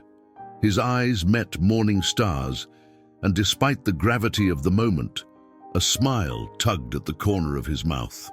It vanished quickly as he turned to address Red Hawk, inclining his head in respect. "Chief Red Hawk, I thank you for agreeing to speak with us." Red Hawk's expression remained impassive. "I have not agreed to anything yet, son of Spotted Eagle, but I will hear what you and my daughter wish to say." At that moment, the flap of the teepee opened, and Chief Spotted Eagle emerged. Like his son, he was formally dressed, his chief's regalia marking his status. His face was grave as he surveyed the three people standing outside his lodge. "Red Hawk," he acknowledged, "my son, Morningstar, come inside." What must be said should not be for all ears. Inside the teepee, a small fire burned at the center, filling the space with warm light and the scent of cedar. Stone Bear was already seated to Spotted Eagle's right, his medicine robe adorned with symbols of power and protection. His presence was not unexpected, but Morning Star felt her heart sink slightly at the sight of him. The medicine man's opposition to her was well known. They seated themselves around the fire according to rank, the chiefs facing each other, Stone Bear at Spotted Eagle's side, Running Wolf beside his father, and Morning Star next to Red Hawk. For a moment, no one spoke. The crackling of the fire filled the silence. Then Chief Spotted Eagle raised his hand, indicating that the discussion should begin. "My son has asked for this council. Let him speak first." Running Wolf straightened his shoulders, his voice clear and steady as he addressed both chiefs. "Fathers of our people, I come before you today with respect for your wisdom and authority. What I ask is not done lightly, nor without deep consideration of our traditions and the welfare of our people." He paused, his gaze steady. "I wish to take Morning Star as my wife." The words hung in the air like smoke from the fire. Stone Bear's face darkened, though he remained silent. Red Hawk's expression did not change, but Morning Star could feel the tension in her father's body beside her. "You know our ways, son of Spotted Eagle," Red Hawk said finally. Morning Star was wife to Strongbow. By Comanche tradition, she belongs to his brother or returns to her family. "I know the tradition," Running Wolf acknowledged. "But I also know its purpose, to ensure that widows and children are protected, that no one in the tribe stands alone against the hardships of life." He leaned forward slightly, his conviction evident in every line of his body. "But traditions serve the people, not the other way around. When a tradition causes harm rather than protection, we must have the courage to examine it." Stone Bear spoke then, his voice like grinding stones. "Now the ancestors are not pleased with such talk," he warned. "Already they send signs of their displeasure. To defy the old ways is to invite disaster upon the people." "With respect, Uncle," Running Wolf responded, "the ancestors were once living men and women who made choices for the good of the tribe. They adapted to new challenges, new enemies, new ways of hunting and fighting. They did not remain rigid when the world around them changed." Chief Spotted Eagle watched his son with unreadable eyes. "You speak well, my son. But words do not change the fact that Black Hawk has a claim by right of custom, and Red Hawk has come to take his daughter home. What do you offer that outweighs these claims?" "I offer choice," Running Wolf replied simply. "I offer Morning Star the dignity of deciding her own path, as the women of our tribe once did in the days of our grandfathers' grandfathers." He turned to Morning Star, his gaze softening. "And I offer her my heart, my protection, and my commitment to stand beside her, not above her." Morning Star felt her throat tighten with emotion at his words.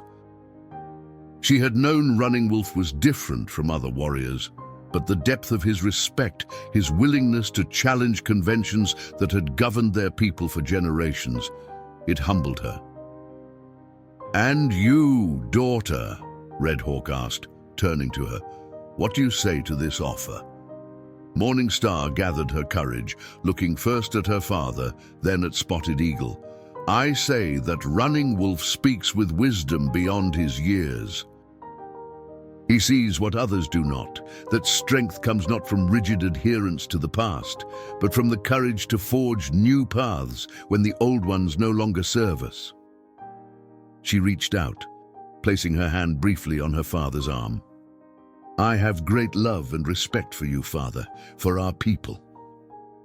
But my heart has found its home here, not as Black Hawk's unwilling wife, but as partner to a man who values my voice, my skills, my spirit." Red Hawk's expression softened slightly, a glimpse of the loving father beneath the stern chief. "You have always had a will like the river, daughter, finding your own way around obstacles." He turned to Spotted Eagle. "But this is unprecedented. A chief's son, marrying a widow claimed by another man of the tribe. Not unprecedented, came a voice from the teepee entrance. All heads turned to find Singing Bird standing there, her ancient frame straight with dignity despite her years. "Forgive my intrusion, chiefs, but I must speak." Spotted Eagle nodded his permission, and the old woman entered, seating herself carefully beside Stone Bear, who looked distinctly displeased at her arrival. "In the days of my grandmother's grandmother," Singing Bird began, her voice surprisingly strong. The women of the Numinu had more voice in these matters. It was not uncommon for a widow to choose her next husband, regardless of his relation to her first. She fixed Stone Bear with a pointed look. "You speak of traditions, brother, but how far back do your memories go?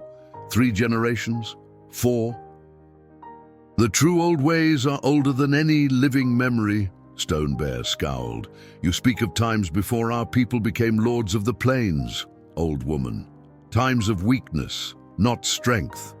I speak of times when the people listened to all voices, not just those of warriors," Singing Bird countered, "and we were stronger for it."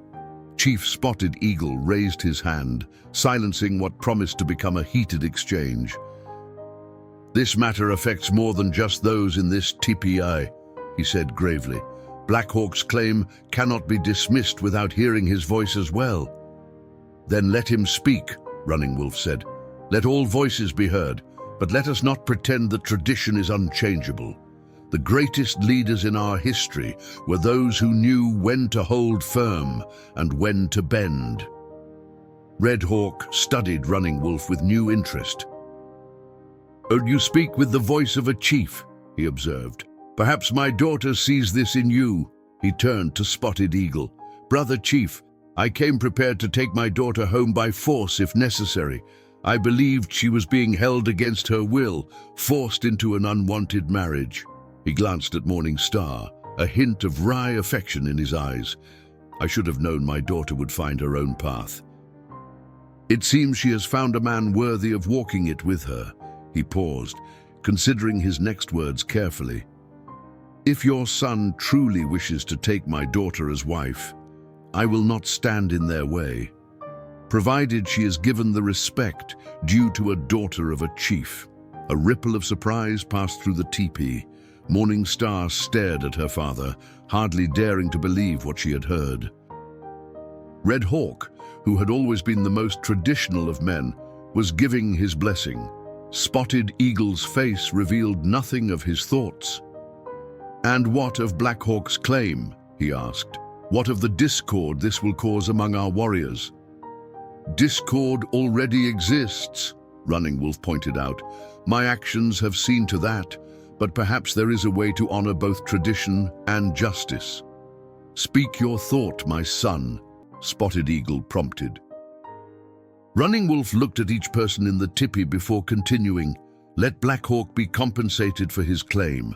I will give him 5 of my best horses, including my war stallion. Morning Star's father can add to this gift if he wishes. In this way, Black Hawk loses no honor, and tradition is respected if not followed exactly." Stone Bear made a dismissive gesture. "Horses cannot appease the ancestors." The old ways included wisdom and compassion, as well as strictness," Singing Bird interrupted. "Or have you forgotten that part of our traditions, Stone Bear?" The medicine man subsided, though his disapproval remained evident in every line of his body. Spotted Eagle was silent for a long moment, weighing all that had been said. Finally, he spoke. "This matter requires thought. Red Hawk and I will confer alone. The rest of you will await our decision." As they filed out of the tipi, Morning Star felt a curious mix of hope and trepidation. Her father's unexpected support had tipped the balance in their favor, but Spotted Eagle's decision was far from certain, and even if both chiefs agreed, there remained the matter of Black Hawk and his followers, and Stone Bear's ominous warnings about the ancestors' displeasure. Outside, the morning had progressed. the sun climbing higher in a sky so intensely blue it hurt to look at it. The camp bustled with activity, though Morning Star noticed many glances cast in their direction as they emerged from the chief's teepee. News traveled quickly in the camp. Everyone knew that something momentous was being decided. Running Wolf touched her arm lightly as they moved away from the teepee. "Your father surprised me," he said quietly. Morning Star smiled faintly. "He surprised me as well. Red Hawk has always been strict in matters of tradition. Perhaps he values your happiness more than he values rigid adherence to custom," Running Wolf suggested.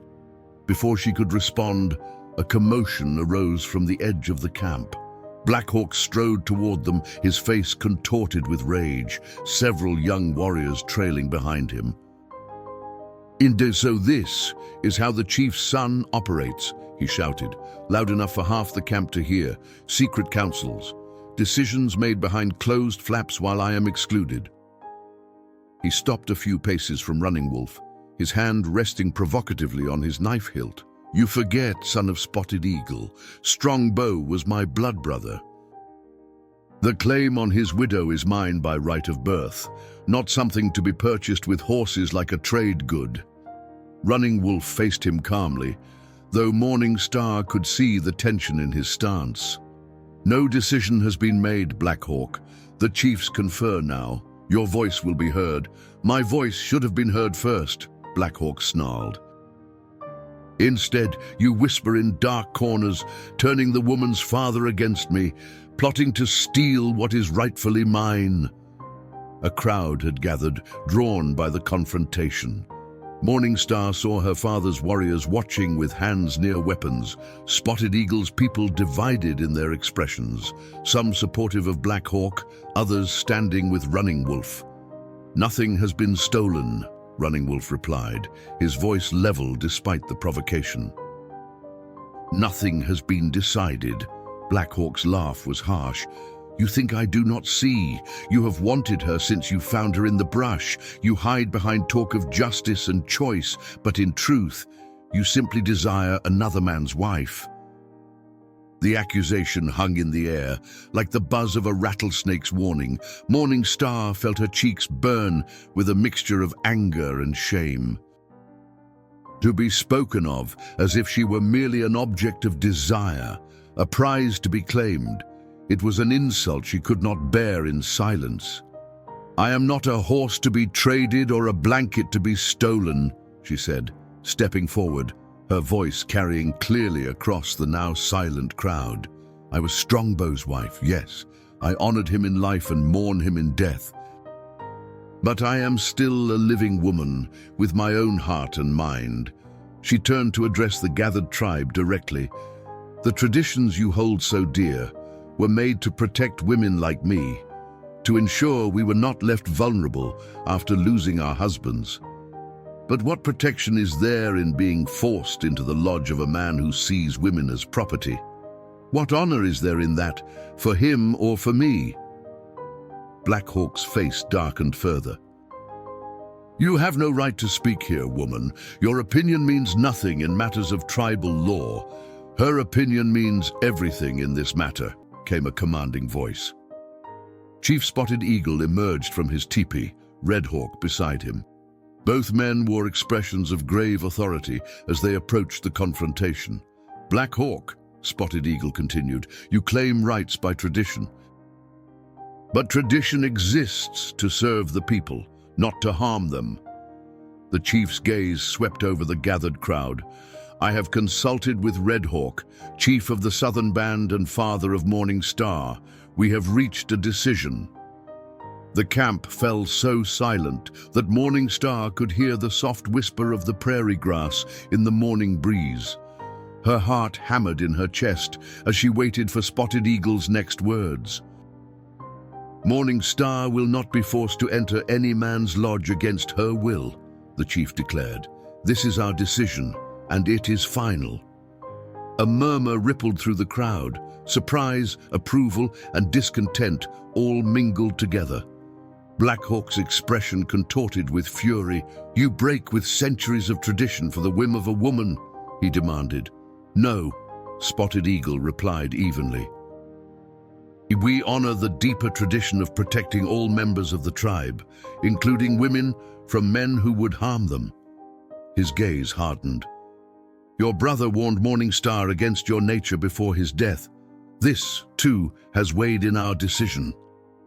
Black Hawk's hand gripped his knife, his knuckles white with tension.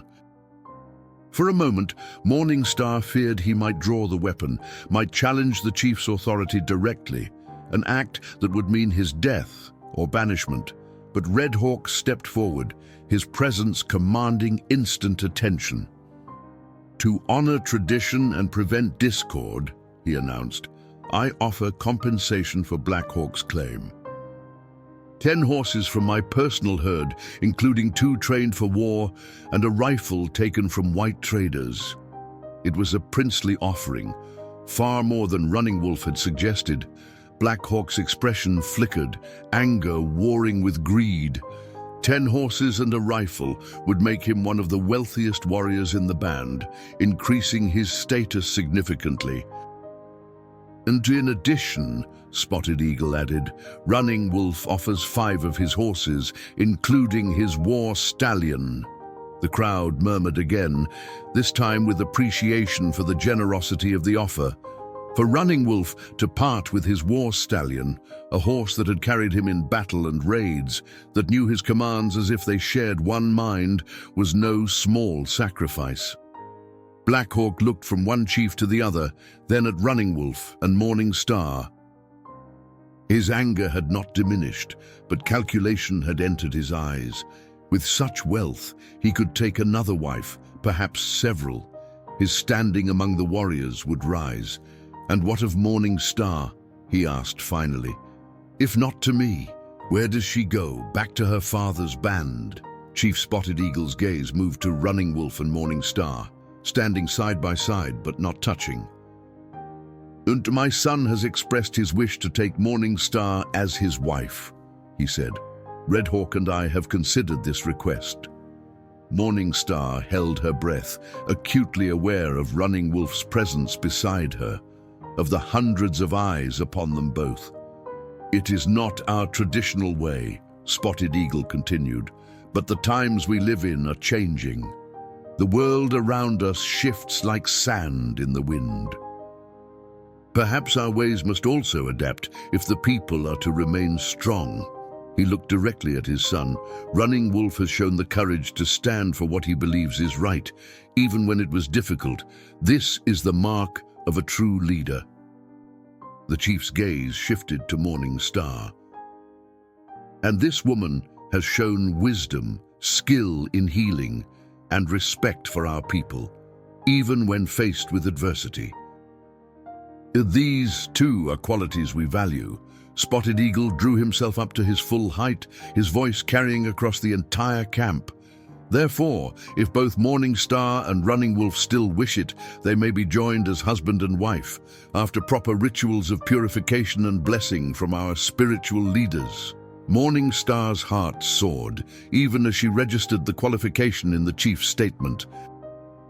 Stone Bear would need to be convinced to perform the necessary ceremonies, no small obstacle given the medicine man's opposition. But the chiefs had given their blessing. The greatest hurdle had been overcome. She glanced at Running Wolf, finding his eyes already on her, a rare smile softening his solemn features. In that moment, despite the challenges that still lay ahead, Morningstar felt a certainty deep in her bones. They would face whatever came next together, and they would prevail. The chief's decision sent ripples through both bands of Comanche. Some celebrated the wisdom of their leaders, others muttered darkly about abandoned traditions and the wrath of ancestors soon to follow. Black Hawk had accepted the compensation with tight-lipped resentment, but Morningstar often felt his eyes following her through the camp, burning with a hatred that made her skin crawl. His public acquiescence did not fool her. His pride had been wounded, and wounded predators were the most dangerous of all. But more pressing than Blackhawk's smoldering anger was Stone Bear's refusal to perform the purification rituals necessary for the marriage to proceed. The medicine man had retreated to his teepee after the chief's announcement, refusing visitors and communicating only through his apprentice, a solemn young man named Sleeping Fox. "My master says the ancestors forbid this union," Sleeping Fox reported to Chief Spotted Eagle 3 days after the decision. "He has fasted and prayed, but the spirits speak with one voice. This marriage will bring misfortune to the people." They sat in council, Spotted Eagle, Red Hawk, Running Wolf, and Morning Star, with Singing Bird invited to provide the wisdom of her years. The old woman scoffed at Sleeping Fox's pronouncement. "Convenient that the spirits speak exactly as Stone Bear wishes them to," she remarked. "I have lived nearly 70 summers, and I have noticed that the ancestors often seem to agree with whatever the medicine man already believes." Sleeping Fox flushed with indignation. "Stone Bear is the most powerful medicine man among the northern bands. His connection to the spirit world is beyond question. His power is not in question," Spotted Eagle intervened smoothly. But even the most powerful medicine man may sometimes hear his own thoughts echoed back to him when he seeks guidance." The chief turned to Red Hawk. "Your band has its own spiritual leaders. Perhaps one of them might perform the ceremonies." Red Hawk stroked his chin thoughtfully. "Hawkwoman serves as our primary healer and spiritual guide. She has the necessary knowledge of the purification rituals." He glanced at his daughter. But for the son of a northern chief to be blessed by a southern medicine woman, it would be unusual." "These are unusual times," Running Wolf observed quietly. Morning Star had remained silent throughout the discussion, aware that speaking too forcefully might only strengthen opposition to their union. But now she looked up, her gaze moving from her father to Spotted Eagle. "There may be another way," she suggested. "Among my mother's people, when medicine leaders disagreed, they sometimes performed rituals together, each bringing their own wisdom to the ceremony. Perhaps Stone Bear could be persuaded to participate alongside Hawkwoman, so that both bands' spiritual guidance is represented." Spotted Eagle considered this, his weathered face revealing nothing of his thoughts. "It is a wise suggestion," he said finally. "But convincing Stone Bear will not be easy. He sees this marriage as a direct challenge to his authority." "Then perhaps," Singing Bird interjected, "he should be reminded that his authority comes from serving the people, not from imposing his will upon them." The old woman's eyes glinted with determination. "Let me speak with him. Stone Bear and I have known each other since we were children. He may not listen, but he will at least hear me." Later that day, as the sun began its descent toward the western plains, Morning Star sat beside the stream that ran near the camp, weaving a wedding basket from reeds and sweetgrass.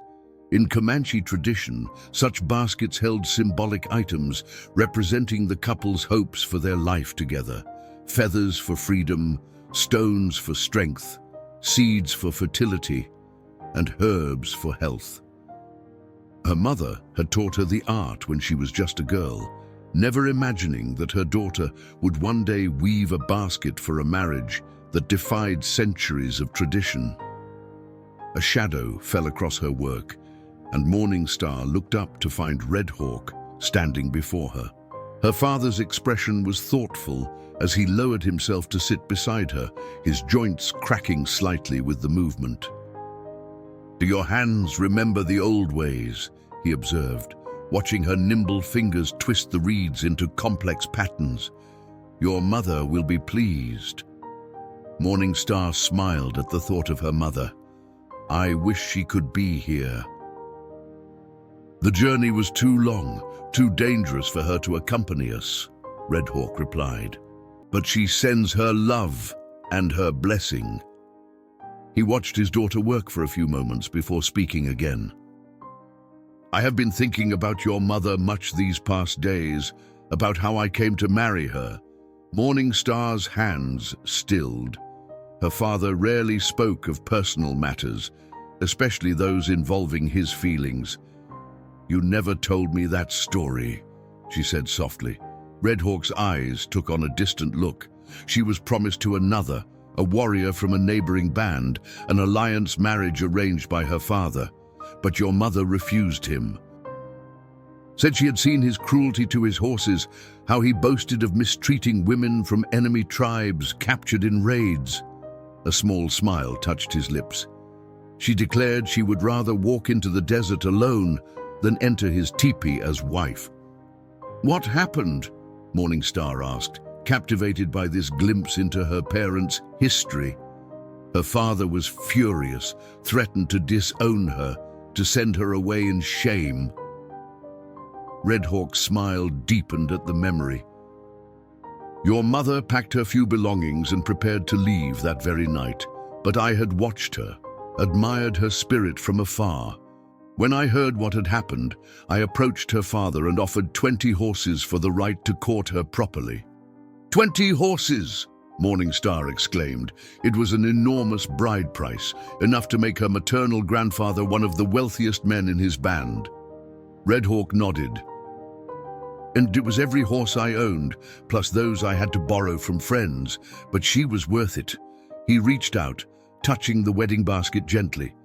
"Your mother chose me, just as you have chosen Running Wolf. Perhaps I am not so traditional as I believed myself to be."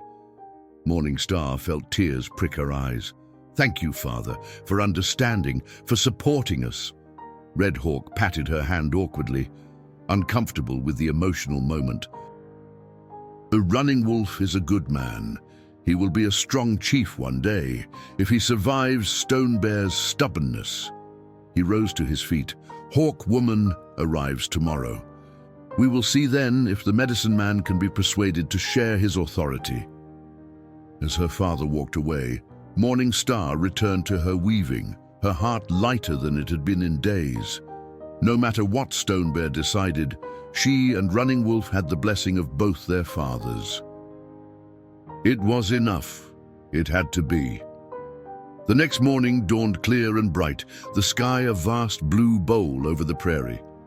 Hawk Woman arrived with 2 apprentices, her small frame belying the power she wielded among the southern band.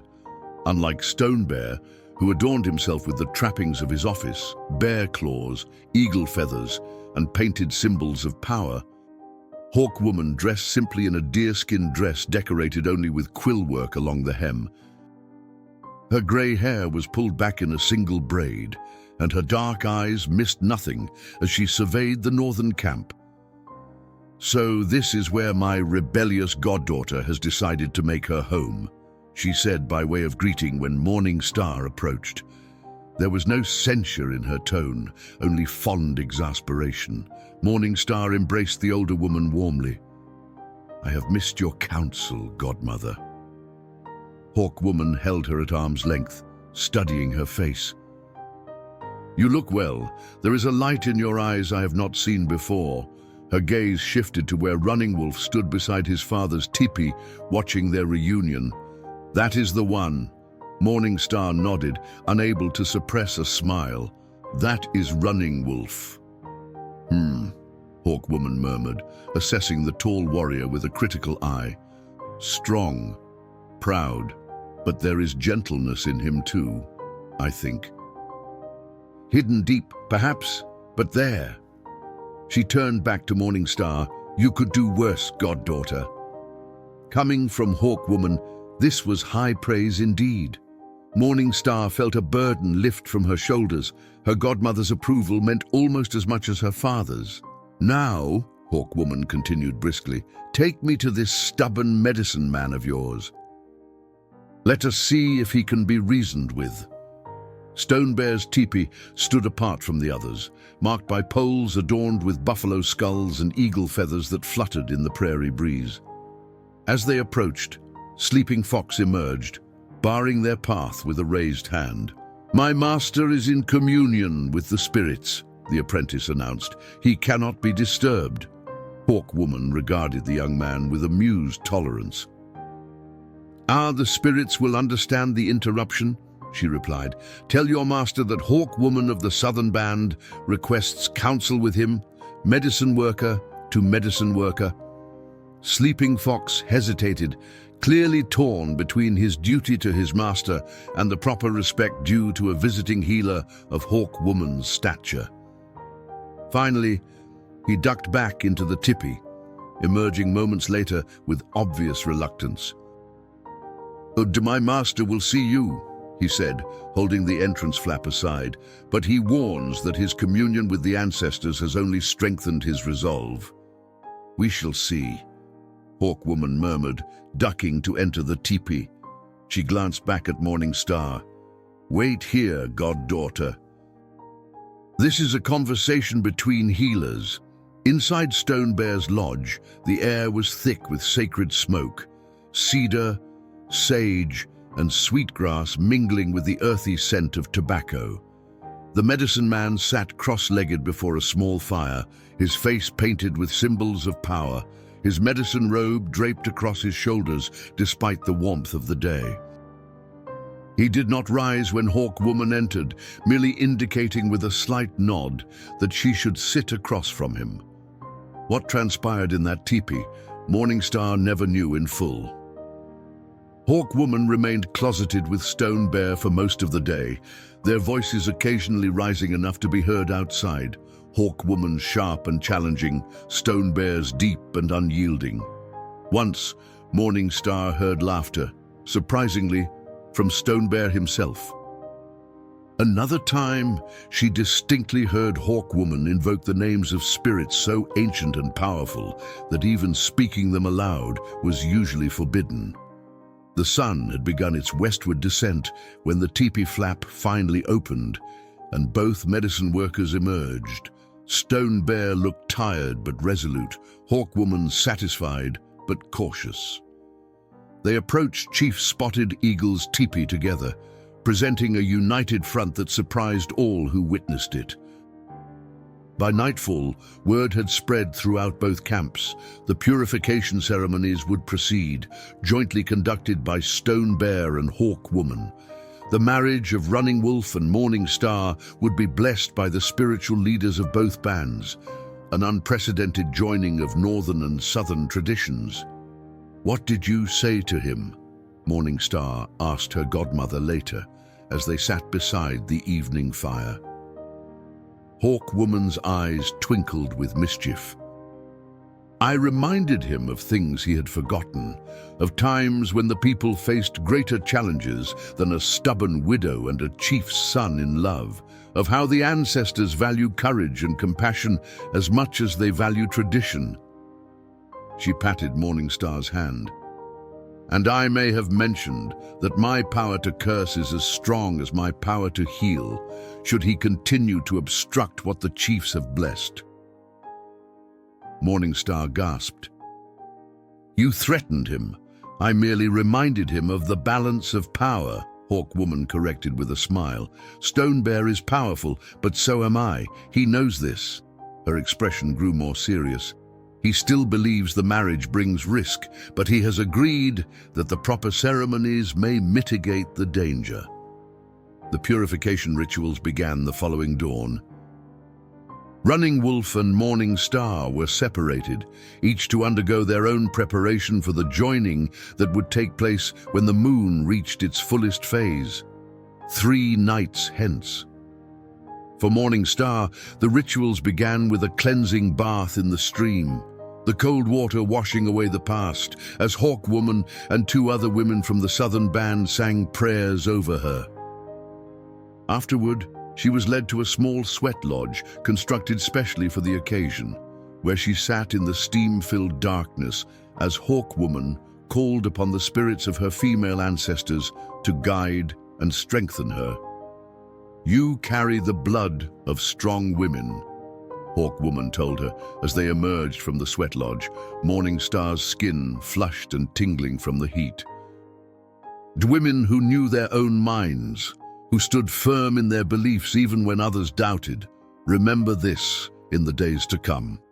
Running Wolf underwent his own purification under Stonebear's guidance, a longer sweat lodge ritual followed by a solitary vigil on a nearby hilltop, where he would fast and pray for a day and night, seeking visions and guidance for his future as both husband and leader.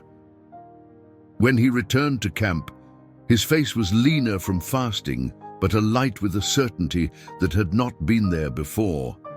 He sought out Morning Star, finding her grinding sacred herbs for the final blessing ceremony. "The ancestors spoke to me on the hill," he said without preamble. Morning Star looked up, searching his face. "What did they say?" "That change comes whether we will it or not. That the strength of the people lies not in rigid adherence to the past, but in wisdom to discern which traditions sustain us and which hold us back." His eyes held hers. "They showed me a vision of our children, strong and proud, carrying the best of both our bands into the future." Morning Star's heart swelled at his words. "Our children," she repeated softly. Running Wolf nodded, a smile touching his usually solemn features. "Sons and daughters who will know the stories of both our peoples, who will understand that strength comes in many forms." As the day of the wedding approached, both camps buzzed with preparations.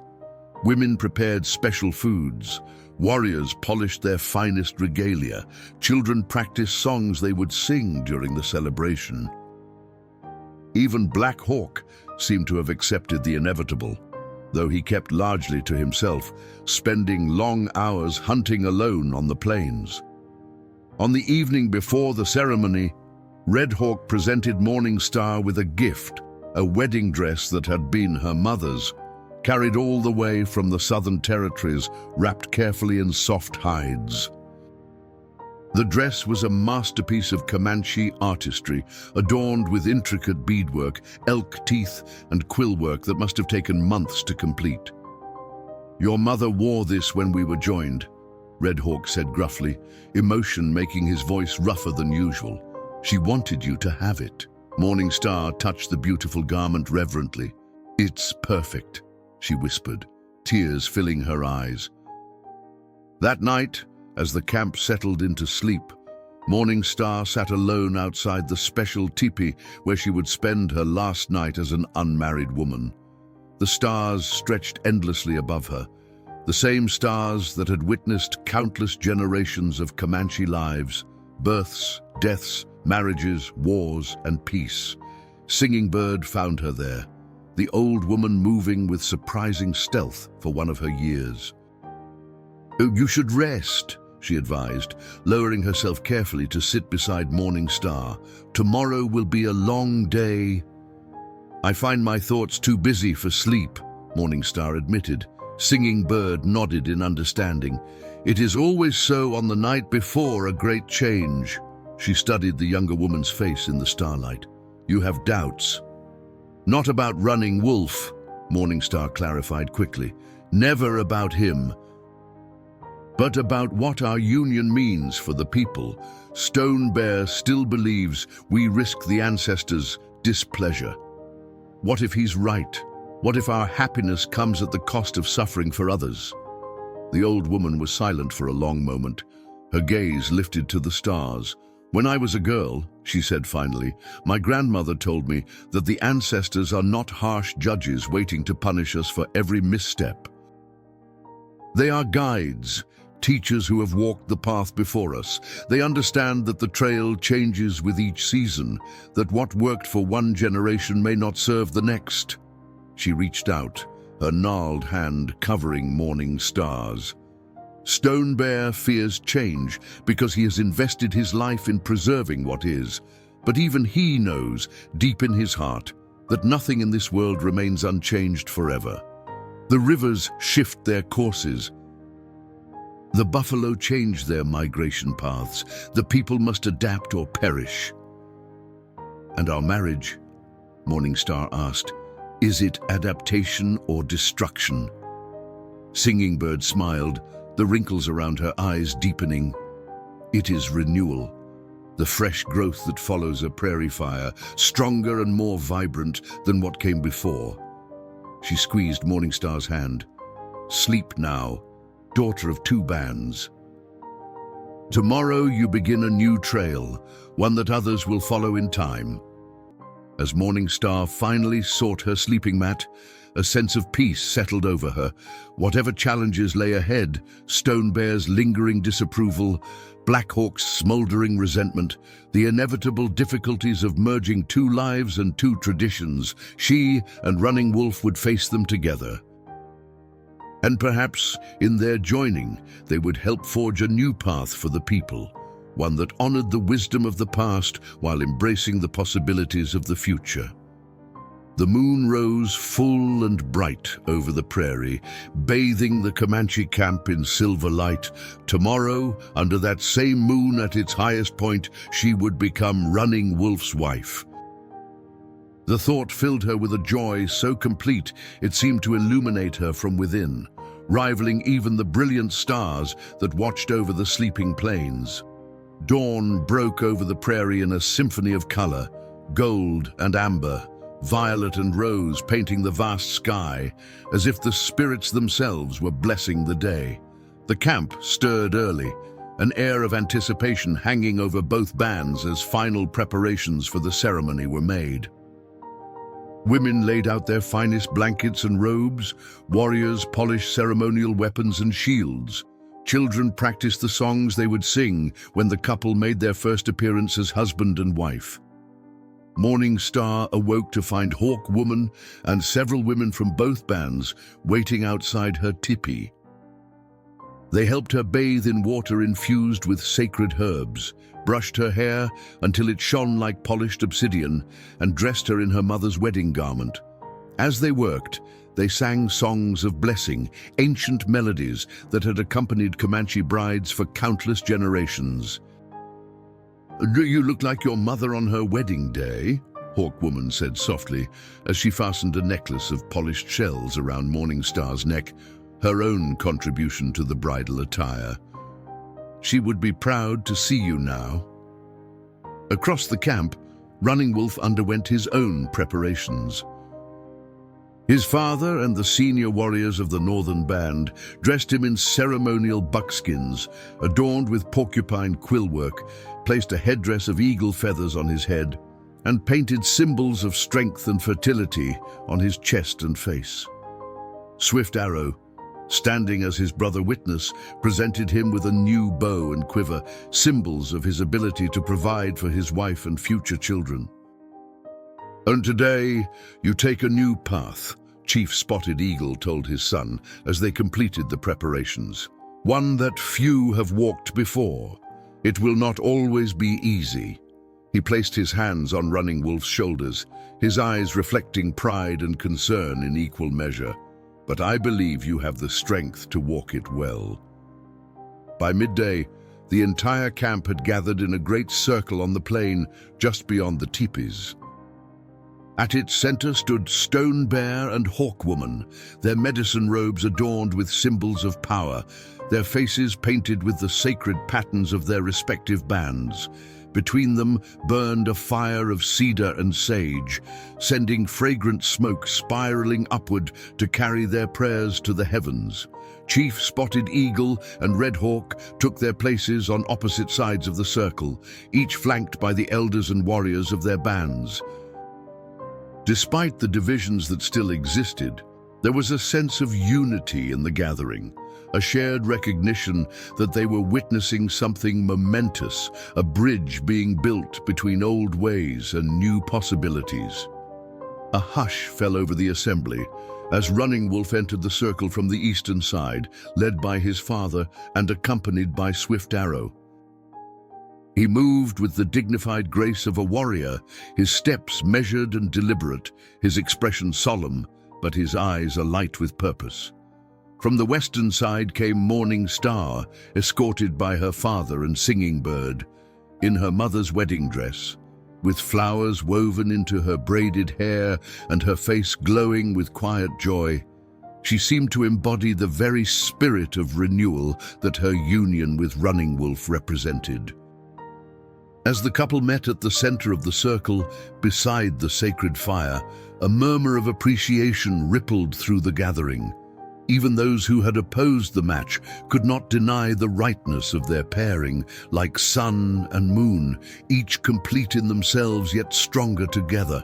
Stone Bear stepped forward first, his expression stern but no longer hostile. "The ancestors watch us today," he intoned, his deep voice carrying across the hushed assembly. "They remind us that the Numinu have survived by holding fast to their ways through countless winters." He paused, his gaze moving from Running Wolf to Morning Star. "But they also remind us that the strongest tree is not the one that never bends in the wind, but the one that knows how to bend without breaking." A ripple of surprise passed through the gathering at this unexpected concession from the medicine man. Hawkwoman smiled slightly, a look of quiet triumph in her ancient eyes as she moved to stand beside her northern counterpart. "The spirits have many voices," she added, her tone gentler but no less authoritative. "Today, they speak of courage, the courage to forge new paths when the old ones no longer serve the people." She extended her hands, palms up. "Running Wolf, Morning Star, place your hands in mine." The couple obeyed, each placing a hand atop Hawkwoman's outstretched palms. Stone Bear then placed his hands over theirs, completing the circle. "And let all witness," Hawkwoman declared, "that these two are joined with the blessing of both bands, under the watchful eyes of the ancestors, with the approval of their chiefs and medicine leaders." What followed was a ceremony unlike any the Comanche had performed before, a blending of northern and southern traditions with prayers and songs from both bands alternating in a harmonious rhythm. Running Wolf and Morning Star exchanged gifts, he presenting her with a knife of finest steel to symbolize his promise to protect her, she giving him the wedding basket she had woven, filled with symbols of the life they would build together. As the ceremony progressed, Morning Star noticed a subtle shift in the atmosphere. Warriors who had stood rigidly apart now stood shoulder to shoulder. Women who had eyed each other with suspicion now shared smiles as children from both bands played together at the edges of the circle. Even Stone Bear, who had opposed their union so fiercely, performed his part of the ritual with genuine solemnity, his initial reluctance giving way to a grudging respect for the power of what he was witnessing. Only one face in the gathering remained unreconciled. Black Hawk stood at the outer edge of the circle, his expression dark with barely contained fury. When the time came for the tribal blessing, the moment when all present would raise their hands in acknowledgement of the union, his hands remained stubbornly at his sides. As the ceremony concluded and the celebration began, he slipped away from the gathering, mounting his horse and riding out onto the plains without a backward glance. Running Wolf noticed his departure and exchanged a glance with Swift Arrow, who nodded slightly. They both knew that Black Hawk's resentment remained a potential threat, one they would need to watch carefully in the days to come. But for now, it was a shadow too small to darken the brightness of the day. As the sun began its descent toward the western horizon, the celebration grew more jubilant. There was feasting on buffalo and venison, dancing that continued long into the evening, storytelling that wove together the histories of both bands. Children fell asleep in their mothers' laps, dreaming perhaps of a world where the divisions that had separated their people for generations no longer seemed so insurmountable. Under the vast canopy of stars, Running Wolf led Morning Star to the new teepee that would be their home, a gift from both chiefs, adorned with symbols from both bands. Before they entered, he paused, taking her hands in his. "When I found you that day, wounded and alone," he said softly, "I could not have imagined this moment." Morning Star smiled, her eyes reflecting the starlight. "Perhaps the ancestors guided your steps that day." Perhaps they have been guiding us all along toward this new beginning. A new beginning, he echoed, not just for us, but for the people. As they entered their teepee together, leaving the sounds of celebration behind, Morning Star felt a profound sense of rightness settle over her. The path ahead would not be without challenges: Black Hawk's hostility, the lingering doubts of some tribal members, the inevitable difficulties of merging two lives and two traditions. But whatever came, they would face it together, with the strength that had brought them to this moment. In the seasons that followed, many things changed among the people. More women began to speak in council, their wisdom valued alongside that of the men. Widows were given greater voice in determining their futures. The northern and southern bands, once separate in all but name, began to trade more frequently, to share hunting grounds and winter camps, to intermarry with increasing regularity.